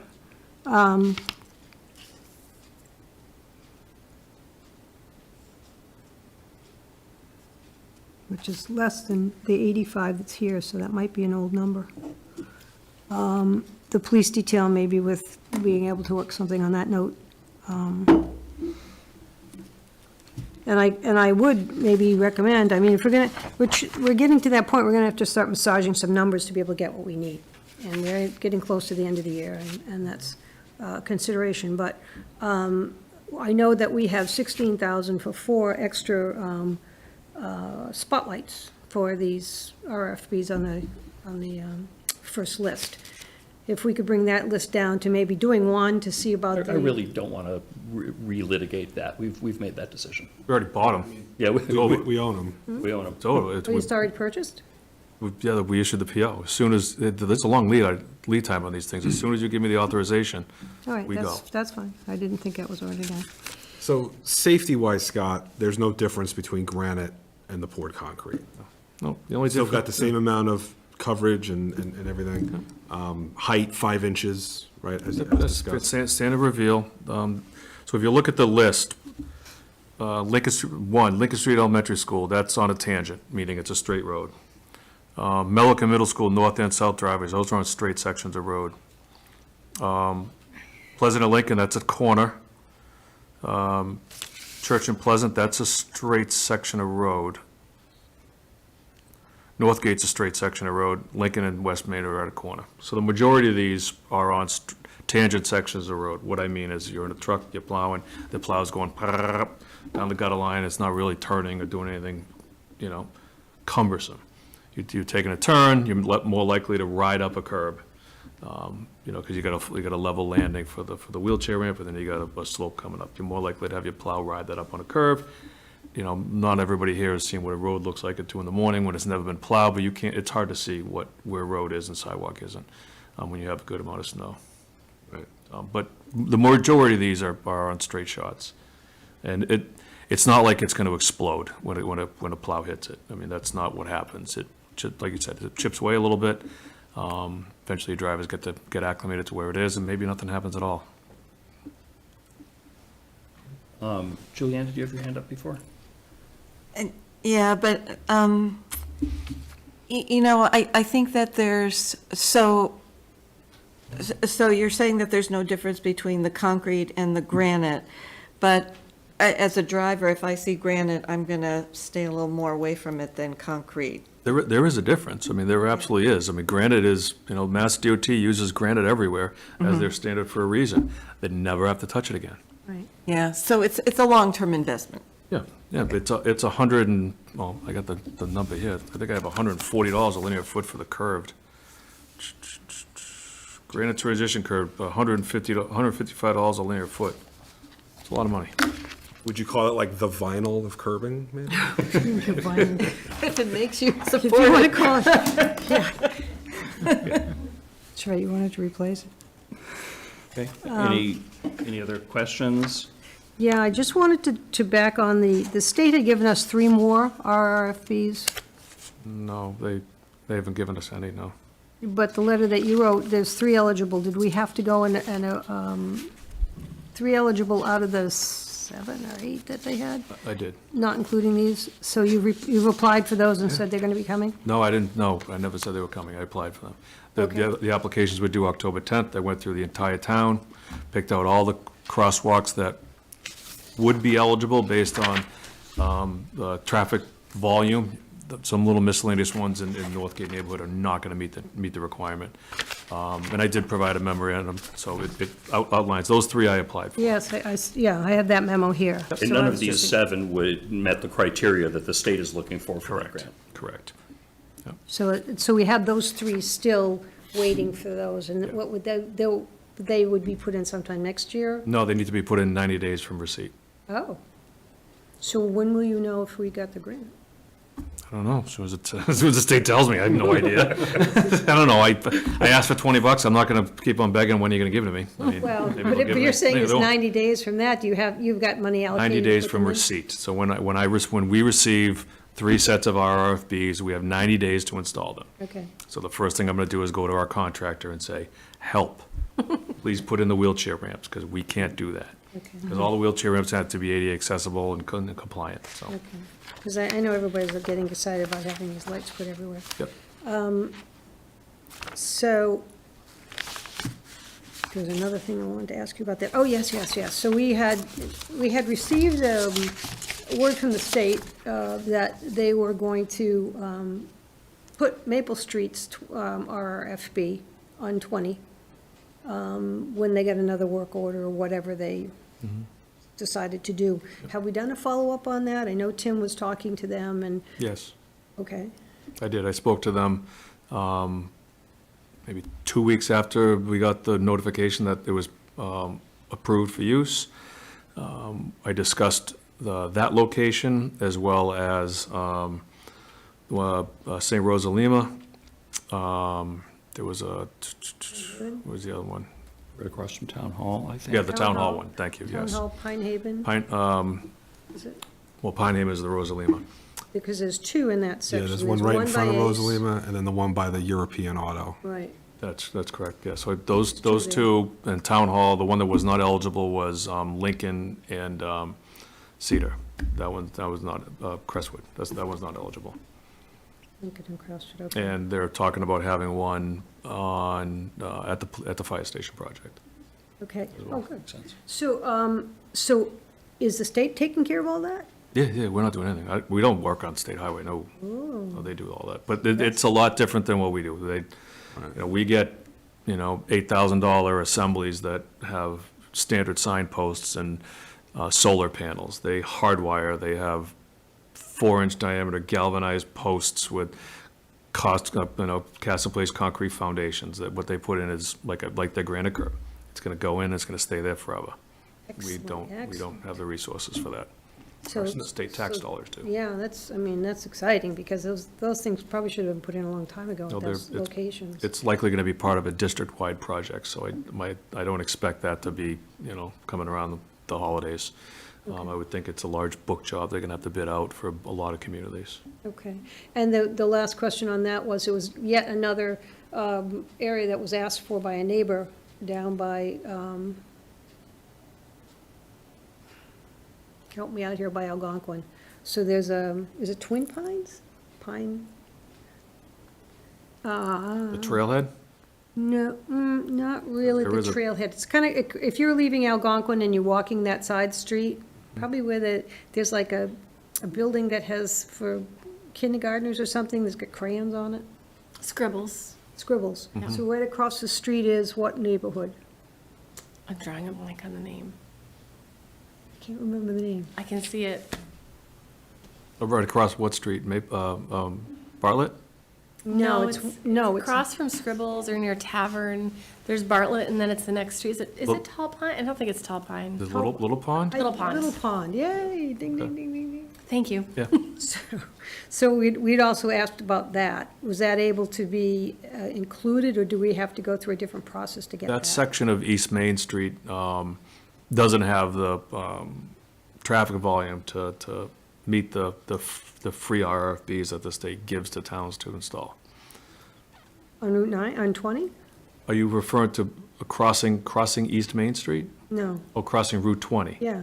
No, I didn't reach out to them about that one, no. Is there any way we can to, Yeah, I yeah, mean, I absolutely. really think since we're gonna be doing it and it's all on 20 and those are our main streets. Yeah, I mean, ideally, certainly across Route 20, any crosswalk Is should there, have are there these. sidewalks on each side of Route 20 there? I believe there are. I didn't think there was on the westbound Is side. there a crosswalk there now? No, Oh, okay. Oh, then they're not gonna do Oh, that, yeah. no, they're not gonna do that. No. I say that, I don't know. I didn't think there was a cross, I know there's not sidewalk on the East Main Street side, I didn't think there was on the other side, on the Yeah, no, north it's, side. well, yeah, East Main's before, this is like further down. All right, yeah, so that would be a new, asking the state for a new No, we're not doing crosswalk that. entirely. And they're not gonna That's put it. one mid-block anyway. Just one question just to confirm. So Scott, the Route 20 RRFBs that the state should be putting in is Maple Street, St. Rose, Any other- Pine Haven, and then what, was there a fourth one? Town Hall. Town Town Hall. Hall, okay. I thought there were 5. The other one is Crestwood and Lincoln, but that has that pedestrian signal that they don't. Yeah, I was gonna say it's because it's signal controlled. Yeah, Okay. and the fire station will likely have one. That's where the other one is across from Innovations to Yeah. the Common. Yeah. That one was the 5th one. Yeah, the state is looking at having that crosswalk relocated closer to the fire station signal that's there.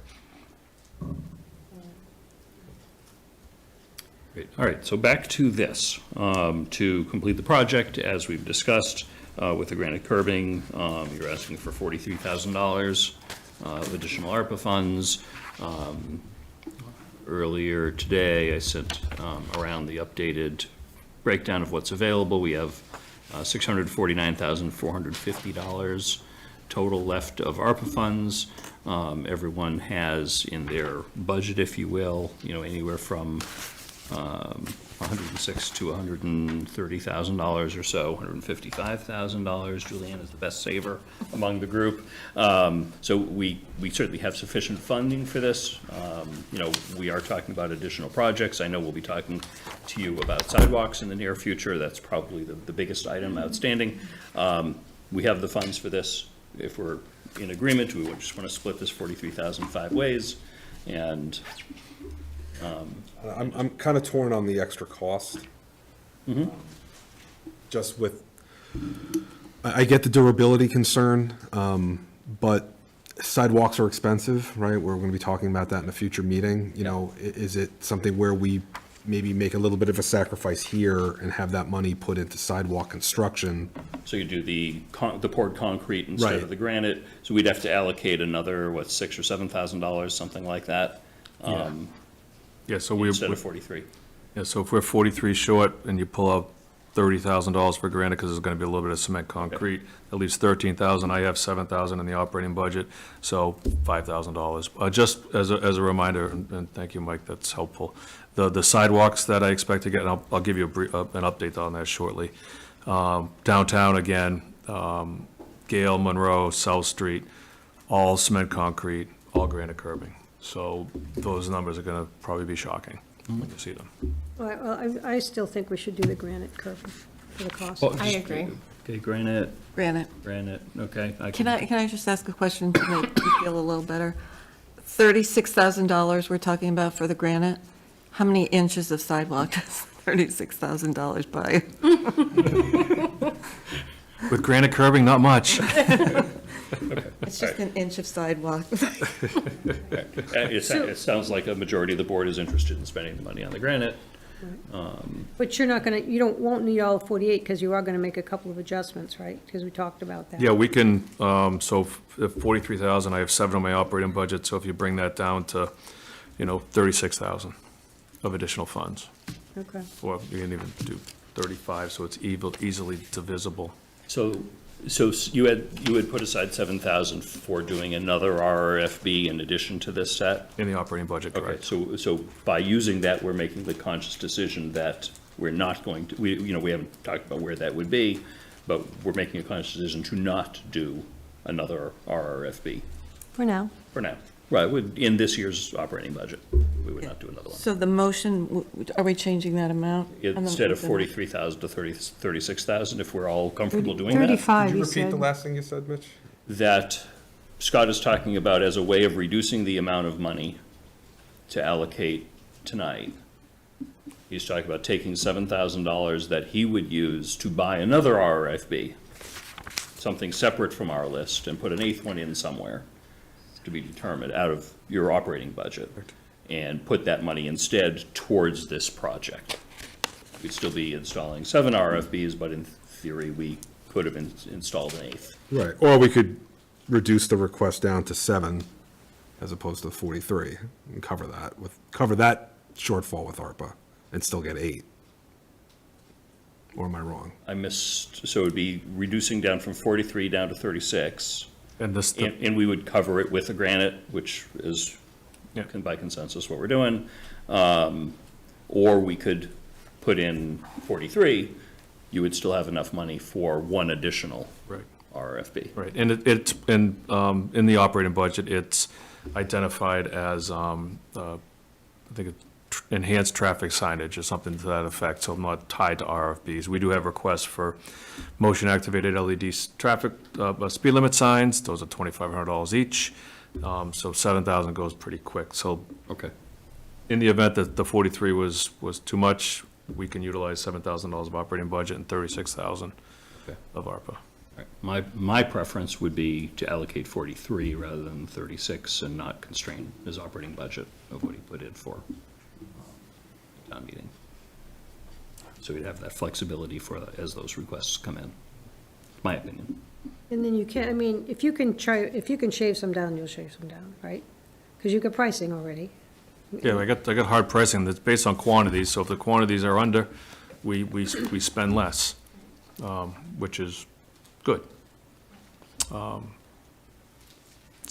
but the quantities are accurate, the pricing is set, you know, if the board chooses to authorize the funds, I'm gonna get this change order signed this week, so they can get going on the work, and that'll be moving forward. All right, are we ready to, So the motion is back to 43,000. we can discuss I think it. that makes sense, Yeah. especially if it's related to safety. I don't want to cut that budget back and then have other things not get approved.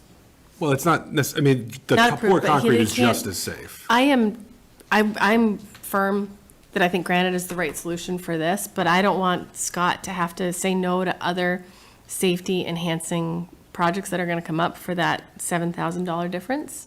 So I'm just saying my preference would be to keep it at 43K, if that's okay with the rest of you. That's fine. Well, you're making the motion, so. Thank you. I'm ready to go. Mr. Chair, I move the board vote to approve the use of ARPA funds in the amount of $43,000 for the purpose of implementing the proposed crosswalk enhancements project as presented in the memo by the DPW director included in the meeting packet pursuant to Massachusetts General Law, Chapter 44, Section 53A, and to authorize the expenditure of such funds by the DPW director. Second. Okay, motion made by Laura, seconded by Julianne. Any other discussion? All those in favor? Aye. Say aye. Is there any opposed? No. You're in a bad mood tonight, Mike. Taking my job over. Consistent. It's consistency. Okay. Thank you. But motion carries. Should I read from that, Mike, that you would rather have us do a 4-way split rather than a 5-way split on that, or yes or no? Out of respect to my other board members, split it 5 ways. Okay, Thank you. that's much We appreciated. appreciate that. Excellent. All right. Continuing along, I realize that crosswalk enhancement updates end up kind of twice on our agenda, both 6 and 7, the first item under 7, so we move into the next item, heavy equipment vehicle exclusion, Pleasant Street and Lincoln Street, $18,000 upper request, DPW Director and Traffic Safety Committee Chair, Bill Pierce. Welcome. Good evening, everybody. Thank you for being patient with us this evening. Who would like to kick this off? Thank you, Mr. Chairman. So we've had several requests over the past handful of years to implement a truck exclusion, heavy commercial vehicle exclusion on Lincoln Street. It's obviously a cut through. Everybody knows, you do your GPS from 290 to 20. It pushes you down Pleasant and down Lincoln Street. In the past, we reached out to some of the local trucking companies, let them know so they can advise their drivers. That sufficed the need, but that's since changed. People are just following their GPS and not paying attention to anything other than that. So we did get traffic counts. Central Mass Regional Planning Commission came out in the spring and did traffic counts. I reviewed the counts. They do meet the percentage threshold to consider a heavy commercial vehicle exclusion, over 5%. They've met also on Pleasant Street, both Upper and Lower Pleasant Street, meaning, one side and the other side of Lincoln Street at that end. I received a quote from our engineering consultant, the one who did the Rice Ave and Summer Street truck exclusion reports. Carried the same number as those were, $9,000 each. We have that proposal in hand. The Traffic Safety Committee took it under consideration at one of their recent meetings. I don't remember when it was. And the decision was to come before the board and see if there was a appetite for appropriating ARPA funds to complete the studies. These engineering reports are required in order to come back to this board and recommend a heavy commercial vehicle exclusion, so that your recommendation can go to the state, and then the state can say it's okay, and then you can approve it, and then they can authorize you to approve it, then we get the signs, and then we can put them in. That's all? That's it. It's a quick process. Lisa's familiar with it. Work to validate information we already know. That's correct. Yep. Lots of money, lots of paper. Frustrating use of $18,000. That's it. Bill, is there anything that you wanted to add from the Traffic Safety Committee's standpoint? No, Scott has really educated us on this whole process and how it works. We've gone through a couple of these now, so this is really the first one that we're sort of pushing forward to get completed. So your board is recommending? The board has recommended for this one to move forward. Thank you. Laura? I'm really grateful for all of your committee's work on this, and thank you for this proposal. I'm sorry it's extra money, but being someone that spends a lot of time on Lincoln Street with those big trucks, I'm grateful that we've got a path to reduce that, so thank you very much. Other questions from the board? No, I mean, I agree. I mean, anybody who's done, Walker pickup at Lincoln Street School, this is certainly needed, so. Well, I, actually, on July 10th, I had got a memo here I wrote to Angie. You questioned whether or not I was going to bring it forward. I already had brought it forward. But interestingly enough, both Pleasant Street and back at that time, Pleasant and Lincoln and even Summer were at 15,000. So it's gone up 300?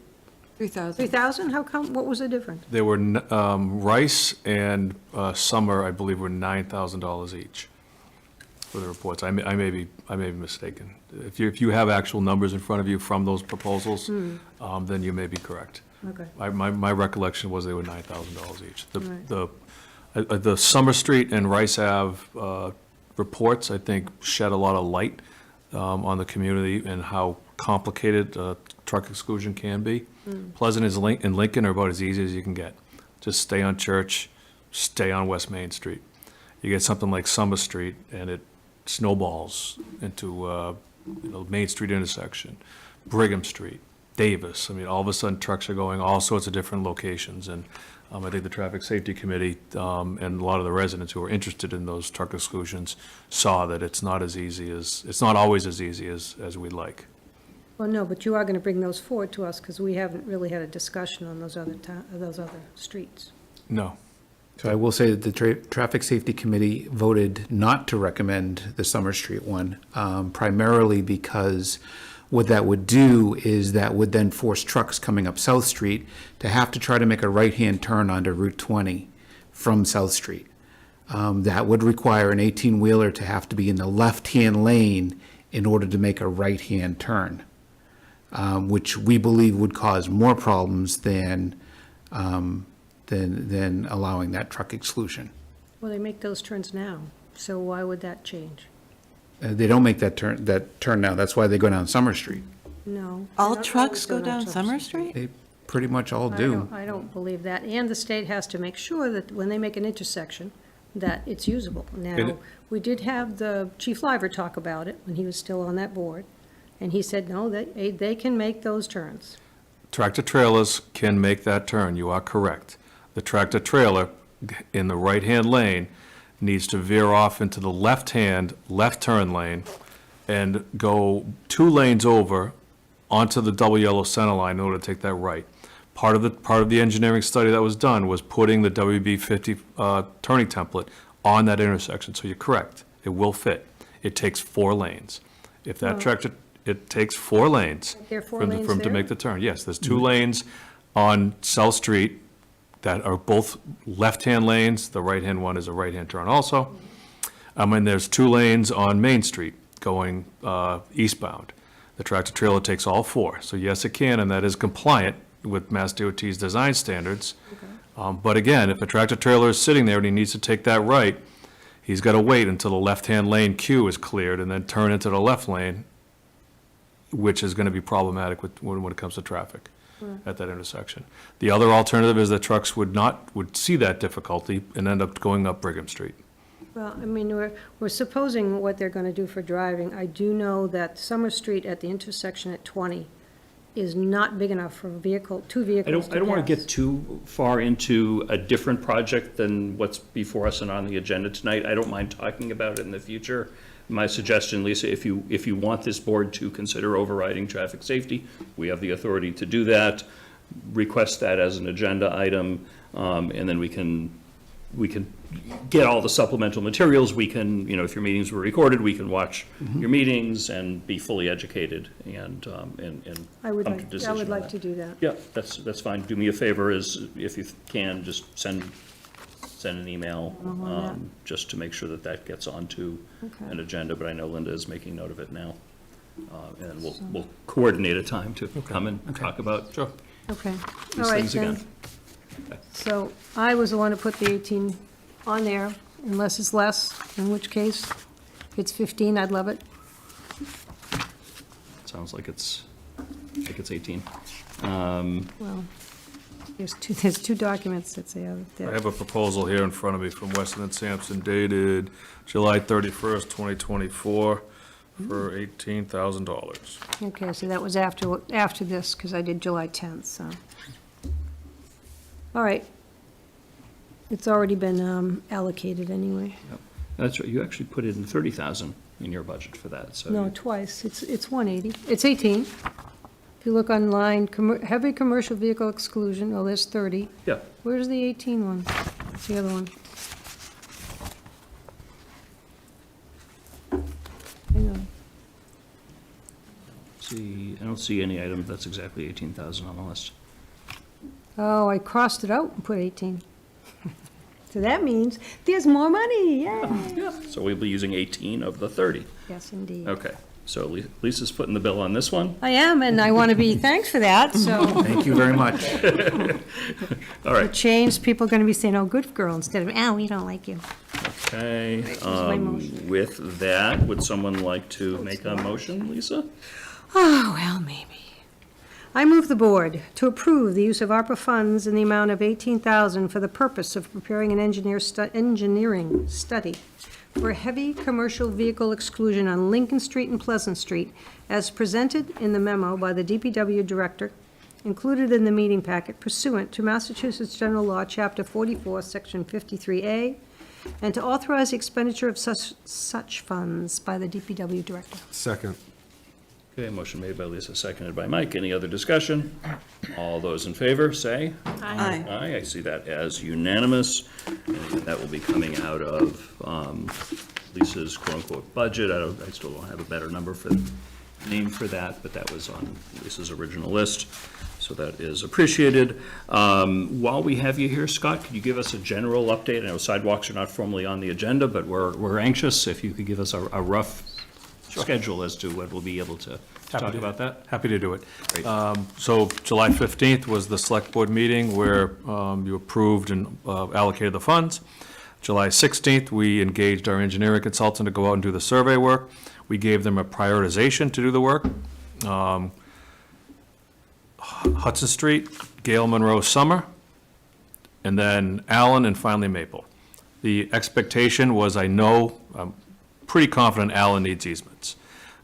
Easements may be problematic timing-wise. There's absolutely no way, one, there's enough money to put a sidewalk on Maple Street available under ARPA currently, nor would there be time to design it. There just isn't time to design it and permit it, the amount of work needed. That was the reason why Maple was put toward the end of the schedule. So the survey work is done on Hudson Street. Both properties need easements throughout the entire length. I did have a conversation with one of the residents in August, and that resident was apprehensive, to say the least, about having the sidewalk in front of their home because of how narrow the roadway is, how narrow their front yards are. They didn't say no. I didn't pursue it anymore. I wanted to get the information first. In that type of instance, I certainly would not suggest or recommend anyone go forward with a right of entry to install permanent infrastructure and give somebody the opportunity to change their mind and have us have to remove it. I agree. We should require an easement if we're going to do the work. Yeah. Last week, I received survey and layout for South Street, Gale and Monroe. South Street is easy. Remove what's there, put back in what was there, just do it nice. Gale and Monroe, it's a little more challenging. There was a possible easement needed and some utility conflicts. I worked with the engineer on some alternative layouts. We got something that we liked, that'll work without any easements. They're currently putting together the design drawings and quantities. Going to be a very similar process as we did for the crosswalks. The engineer puts together the drawing. There's a list of quantities that the contractor needs to construct, and they'll provide us a change order pricing for that. I'll have that for you. The expectation is the design comes in this week with the numbers. I get it to the contractor Wednesday, Thursday. Middle of next week, I should have those numbers. So that's Gale, Monroe, and South Street. The work on Allen Street, the surveys have been having some difficulties nailing down two property lines. There's a couple ways to get a right-of-way. You can get the roadway layout, or you can use abutting properties. So a lot of these roads are really old. Maple Street is a very old road. That's a very difficult survey to do on a right-of-way. Not a lot of monumentation on the roadway. Allen Street's a very old road as well. So in this, it's challenging. So they're working on that now. I would expect to have more information on Allen Street by your December meeting. What I would like to do is come to that meeting also with a proposal to finalize the design and permitting on Maple Street. So my expectation here is middle of November. I think you have a meeting on the 18th or something in the teens. Come here with construction numbers for Gale, Monroe, Summer Street. I will have an update for you on Maple Street, and I'll hopefully have something firm on Allen Street on whether we need easements or not. That's my goal. In December, in the event money is still available, I'll have a proposal for you to consider to finalize the Maple Street design work. Okay. There are grant opportunities out there for construction. Vast majority of them require shovel-ready projects. MassWorks is one of them. One Stop Growth, or One Growth Stop, the state's new grant portal, has a lot of different funding mechanisms. Safe Routes to Schools is another one, but most of them require design in hand. So in the event the board has extra ARPA and they need to get rid of it quickly at the end, design work on Maple Street would be a nice thing to have for consideration. We have about $600,000 left in ARPA money.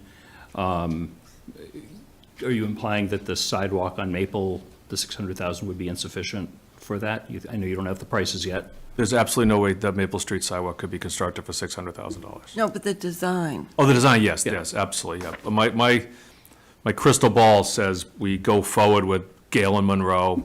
Maybe South Street has to wait. It's less priority, because it's already got concrete sidewalks, granite curbing, albeit in poor condition. Get Gale Monroe, that completes a pedestrian circle around the downtown, and then put money toward finalizing a design for Maple Street so we can seek grant funding. That would be good.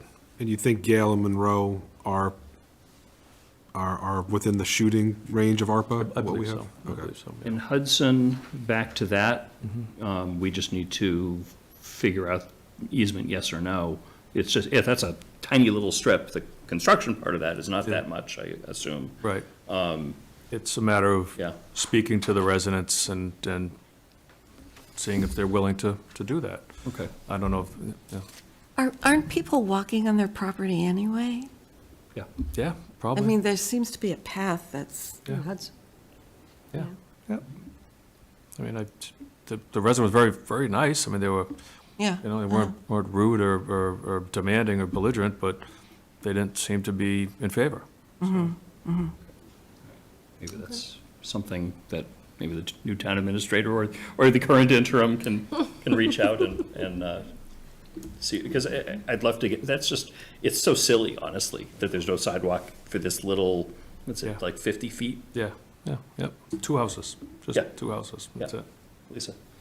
First off, I agree with Hudson in that, to make that complete, it's much smarter to do that. And again, Allen Street for me is another really dangerous street with the trucks. Trucks and buses, I have pictures of 2 trucks hitting each other. So we got a petition with 78 names on it today, and for Maple Street. And because of the use and the dangers, and, 2 dogs have been killed, people have, having a hard time walking to schools, and it's a very important area between 2 schools. July 11th, I've got a doc here that said a Maple Street sidewalk from Ridge Road to Bartlett Street, one side, was $60,850 for the preliminary design costs. $60,850, if I didn't say it right the first time. So That's what we funded already, the correct? Yeah. $60,000 was already funded for that. Yep. The So, vast majority of that money goes towards survey. The layout will be, here's the edge of pavement, here's 5 feet wide, here's a quantity, and here are some limiting factors. Limiting factors would be easements, utility poles, drainage, wetlands, the aqueduct. Those would be what I would consider limiting factors. You need to design around those and make sure that what we're designing works with those things that are very difficult to change and move. okay, but we've already spent the money for that, Yes. for Maple Street. So, and the fact that we've had a lot of people really writing, and like now there's a petition, and I'm personally more interested in seeing that, start work on that than Monroe, because of the amount of people that are on Monroe. It's a quieter street, it's not as much traffic, children out walking in between it to go to schools. I think we should try to figure out a way that we can move Maple along a little bit better or quicker or whatever. And I do agree with the grants. I know there's grant money out there for that sort of thing. So how much more from this design do you have to be shovel-ready in order to That's- go for a grant? That's what I requested today. I requested that from what, I saw the petition. I spoke with our consultant with what the time frame is, what I just outlined. Emailed that to Di, she has this. And the next thing I said was, give me a proposal to get Maple Street shovel-ready. Okay. Shovel-ready, in the state's opinion, is a 75% design, all permits in place, all land acquisitions required in place, canned technical specifications in hand. Okay. And So, that's when you come back to us in November. The expectation is you'll have, like, what that cost would be for design. Yep, and in the event there's ARPA money that needs to be spent, if it funds 10% of it or 110% of it, whatever. Okay. We'll have something in hand, so you don't give any money back to the feds, or you prioritize that, and we can move forward and hopefully get some grant money to construct it next year. or even an earmark. Yeah, we've been getting a Now lot of you got those an lately. earmark for half of it. Big earmark, I think. Yeah, so I'm saying this because I know we have people probably in the audience knowing that they signed a petition, knowing that it was coming in tonight. And, you know, we want to let them know that we're very, very much aware of this desire to have it done. Why I made the request. It's been on there for many, many years, so thank you very much. Yeah, no, I appreciate that update. You know, we've been anxiously waiting for this. This is certainly the board's highest priority, big-ticket item left of ARPA. As everybody knows, that clock is winding down. The state gave us, you know, a little bit of leeway that we can allocate money within the town budget for town purposes, you know, and have that contracted beyond January 1st, which is what we thought the deadline was for that. But yeah, we don't want to send a dime back to the federal government, and so we want to spend it, and sidewalks are the big thing we're waiting for. So I appreciate that update. I really appreciate the details on understanding Maple Street. It is frustrating to hear how expensive that project will be. I suspect we all would have been very anxious to fund that construction project if we could. We can't, we have to look at other ways, so let's see how we can keep it moving and find the design with ARPA money to make it eligible for grants or town meeting funding or whatever happens to come next is the right thing to do. Great. Okay, any other questions No. for Scott? Thank you for the update. Yes, thank you. Thank you. All right. Thank you, Scott. Thank you Thank very you much. Continuing along, we have a couple of cemetery deeds. Mr. Chairman, I move the board vote to execute cemetery deeds 1196 and 1197. Second. Motion's been made and seconded. Any discussion? All those in favor, say aye. I see that as unanimous. We've got our cemetery deeds. Next up, we have reports. Let's see, let's start at Mike's end of the table, if you have any reports, Mike. Yeah, I do. Just one moment, and I'll pull it up. Sorry, it's in electronic format. Yeah, just a report from the local school committee that they've kicked off their budget season. They're working on budget goals. Transportation is going out to bid that we mentioned last time. Some of the agenda items are going to be trying to highlight in the future, you know, is budget discussions with the elementary school improvement plans, update on school calendar working group, trying to finalize, you know, what days off will be and whatnot. And just general discussions on capital and maintenance plans. So just some kind of general updates just from the school committee. Appreciate that. Does that conclude your report? That concludes them. Excellent. Lisa, any reports tonight? I have a few. I'm looking back on, again, with traffic safety being the liaison and discussions that are happening with the Traffic Safety Committee. On July 15th, I did make a report that talked about the raising the fines for commercial vehicles that are in violation. Presently, they're only $50. And we had to go to the state to approve a raise, but we haven't done anything because we haven't received a formal letter from the committee to do that. So I'm Okay. bringing that up again. Okay. I'd like to be able to get that moving because I think it's Could you important. send an email, make sure Di is copied on that? We could have discussed that when Bill was here. I know, but it was Yep, not part of the report, so I Yep. didn't do that. Okay. Okay, so then the next thing was, again, that was 9/9. I brought it up on 9/9. 9/19. Okay, and again, it was a discussion looking into the 25-mile-an-hour reduction in speed limit, townwide speed limit is also something that we're going to be coming forward. I guess they're doing a survey right now to Okay. find out how many people in town are interested in it. I think that's important. A lot of towns, surrounding towns have done it, and because we have such narrow roads and everything, it's concerning. People are driving faster and faster all the time, so whatever we can do to prevent some accidents. And then on this last meeting that we had on the 8th, I watched the meeting, and there was a couple of remarks that were made about putting up the signage for 4 feet, the 4 feet move over law for bicyclists and pedestrians and such. And on 2 times during the discussion, at 11:30 and 13:22 into the meeting, the chairman mentions that we'll be able to use the fire station electronic sign to put that up.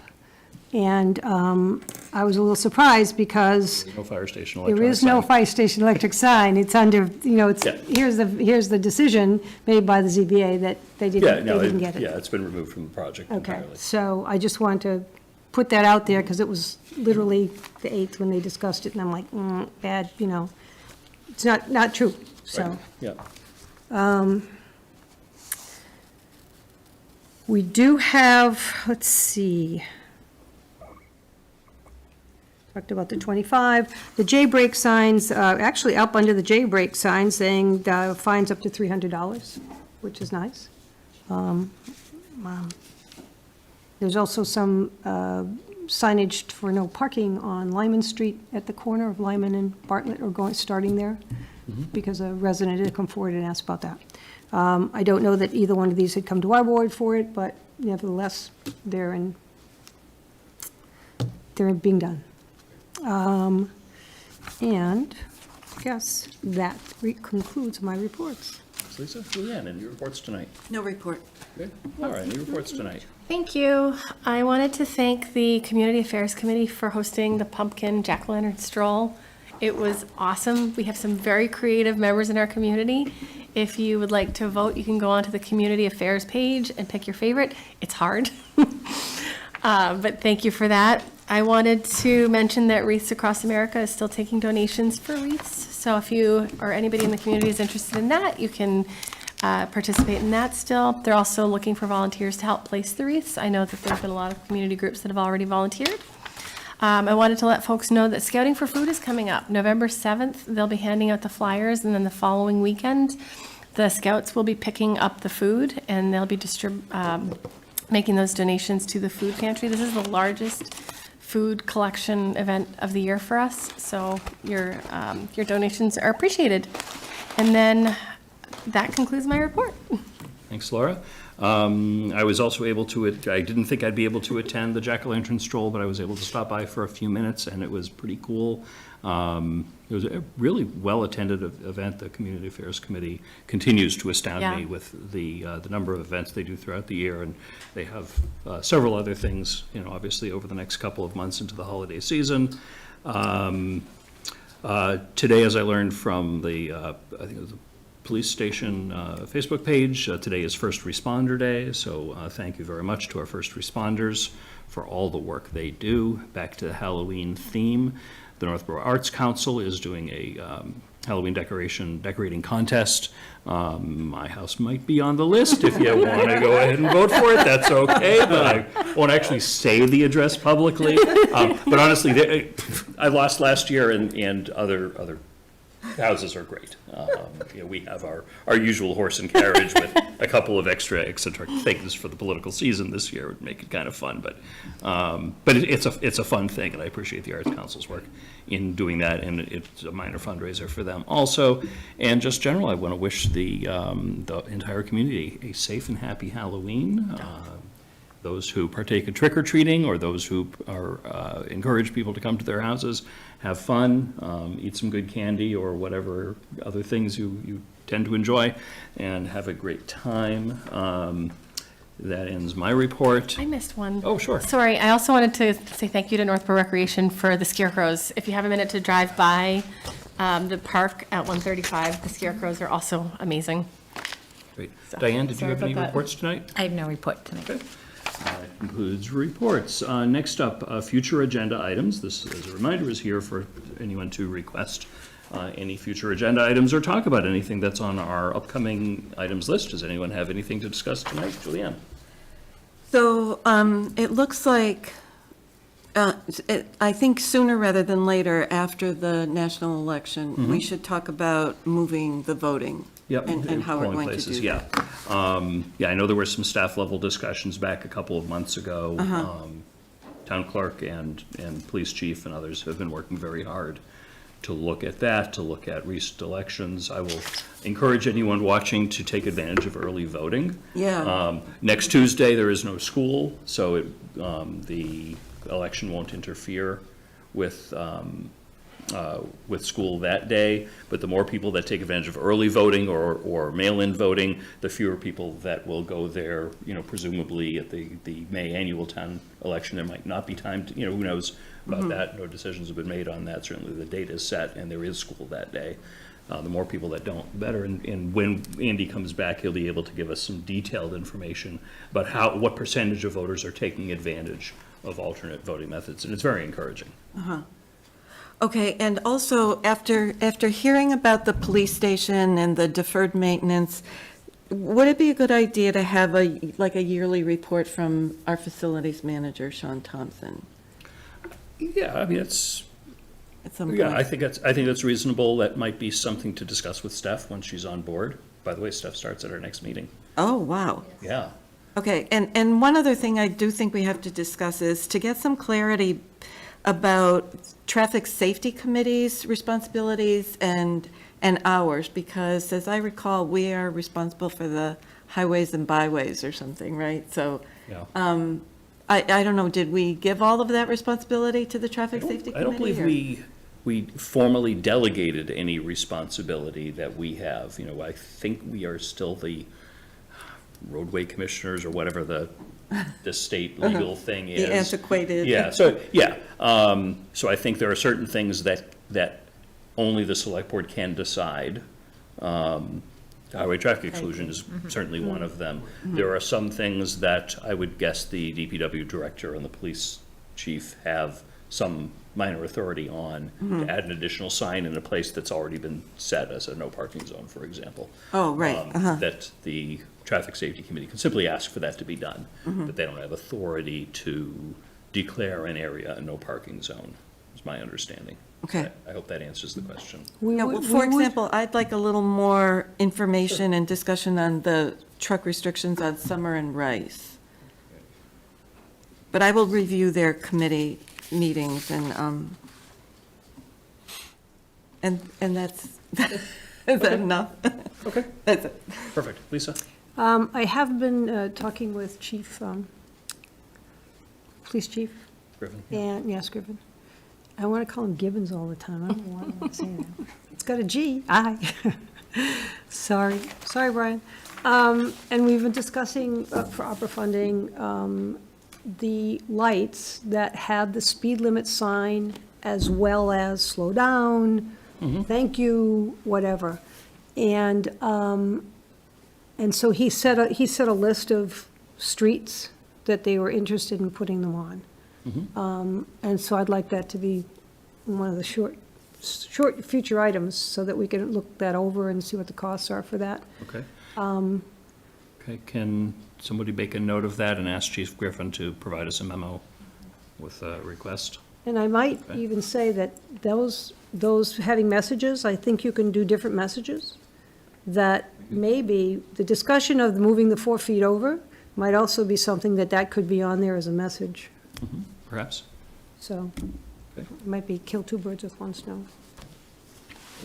Anybody else have anything else for future agenda items? Public comment, is there anyone in the audience, remote or in person, that wishes to offer anything to us at this time? Seeing none in person and seeing no electronics hands raised, I'll declare public comment closed. Is there any other business to come before the board this evening? Have we confirmed Applefest coming forward to give us a? We have not. Rundown? So we have asked a couple of times. Diane has reached out to Michelle from the Applefest Committee. My understanding is they have a meeting in November of their group. Yes. We call it a committee. They can call it a committee. It's not a town body. And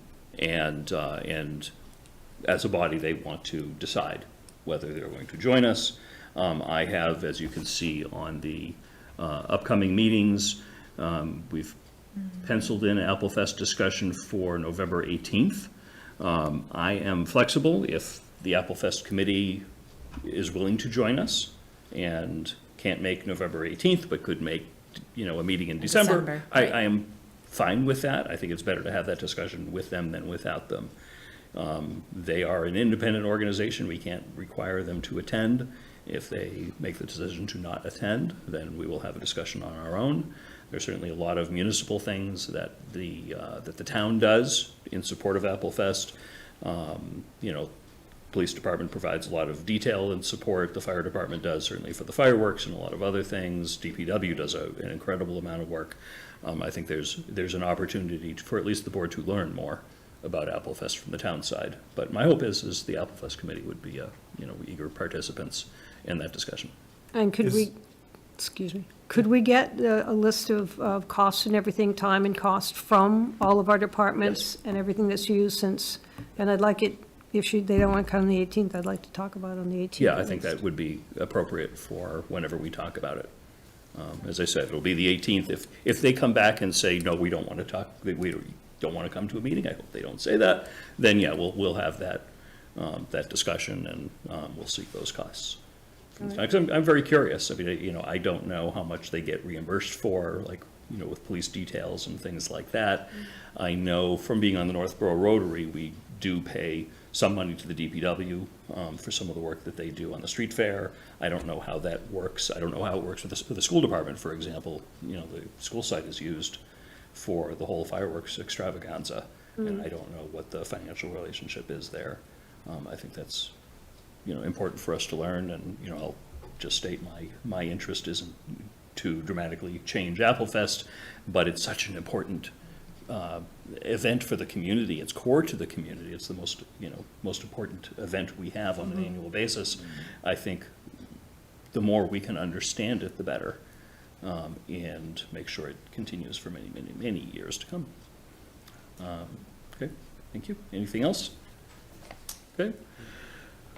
With that, I was going to ask or say Oh, the same sorry. thing you did about getting information from the town first about, what we're expending and if there aren't any reimbursements, get that data first and get those questions answered. you So make that a was note of all. that? I Thank you. did, yep. Thank you very Yeah, much. yeah, so same thing Lisa said, Yeah. I just repeated it. Yeah, so it'd be nice if we could get that information by the 18th, regardless of if the committee wants to. Sure. Excellent. Thank you. Hearing nothing else, I'll entertain a motion to adjourn. So moved. Second. Thank you. Motion's been made and seconded to adjourn. All those in favor say aye. I see that as unanimous. We are adjourned, 9:14 PM. Happy Halloween, everybody. Have a great night. Cemetery.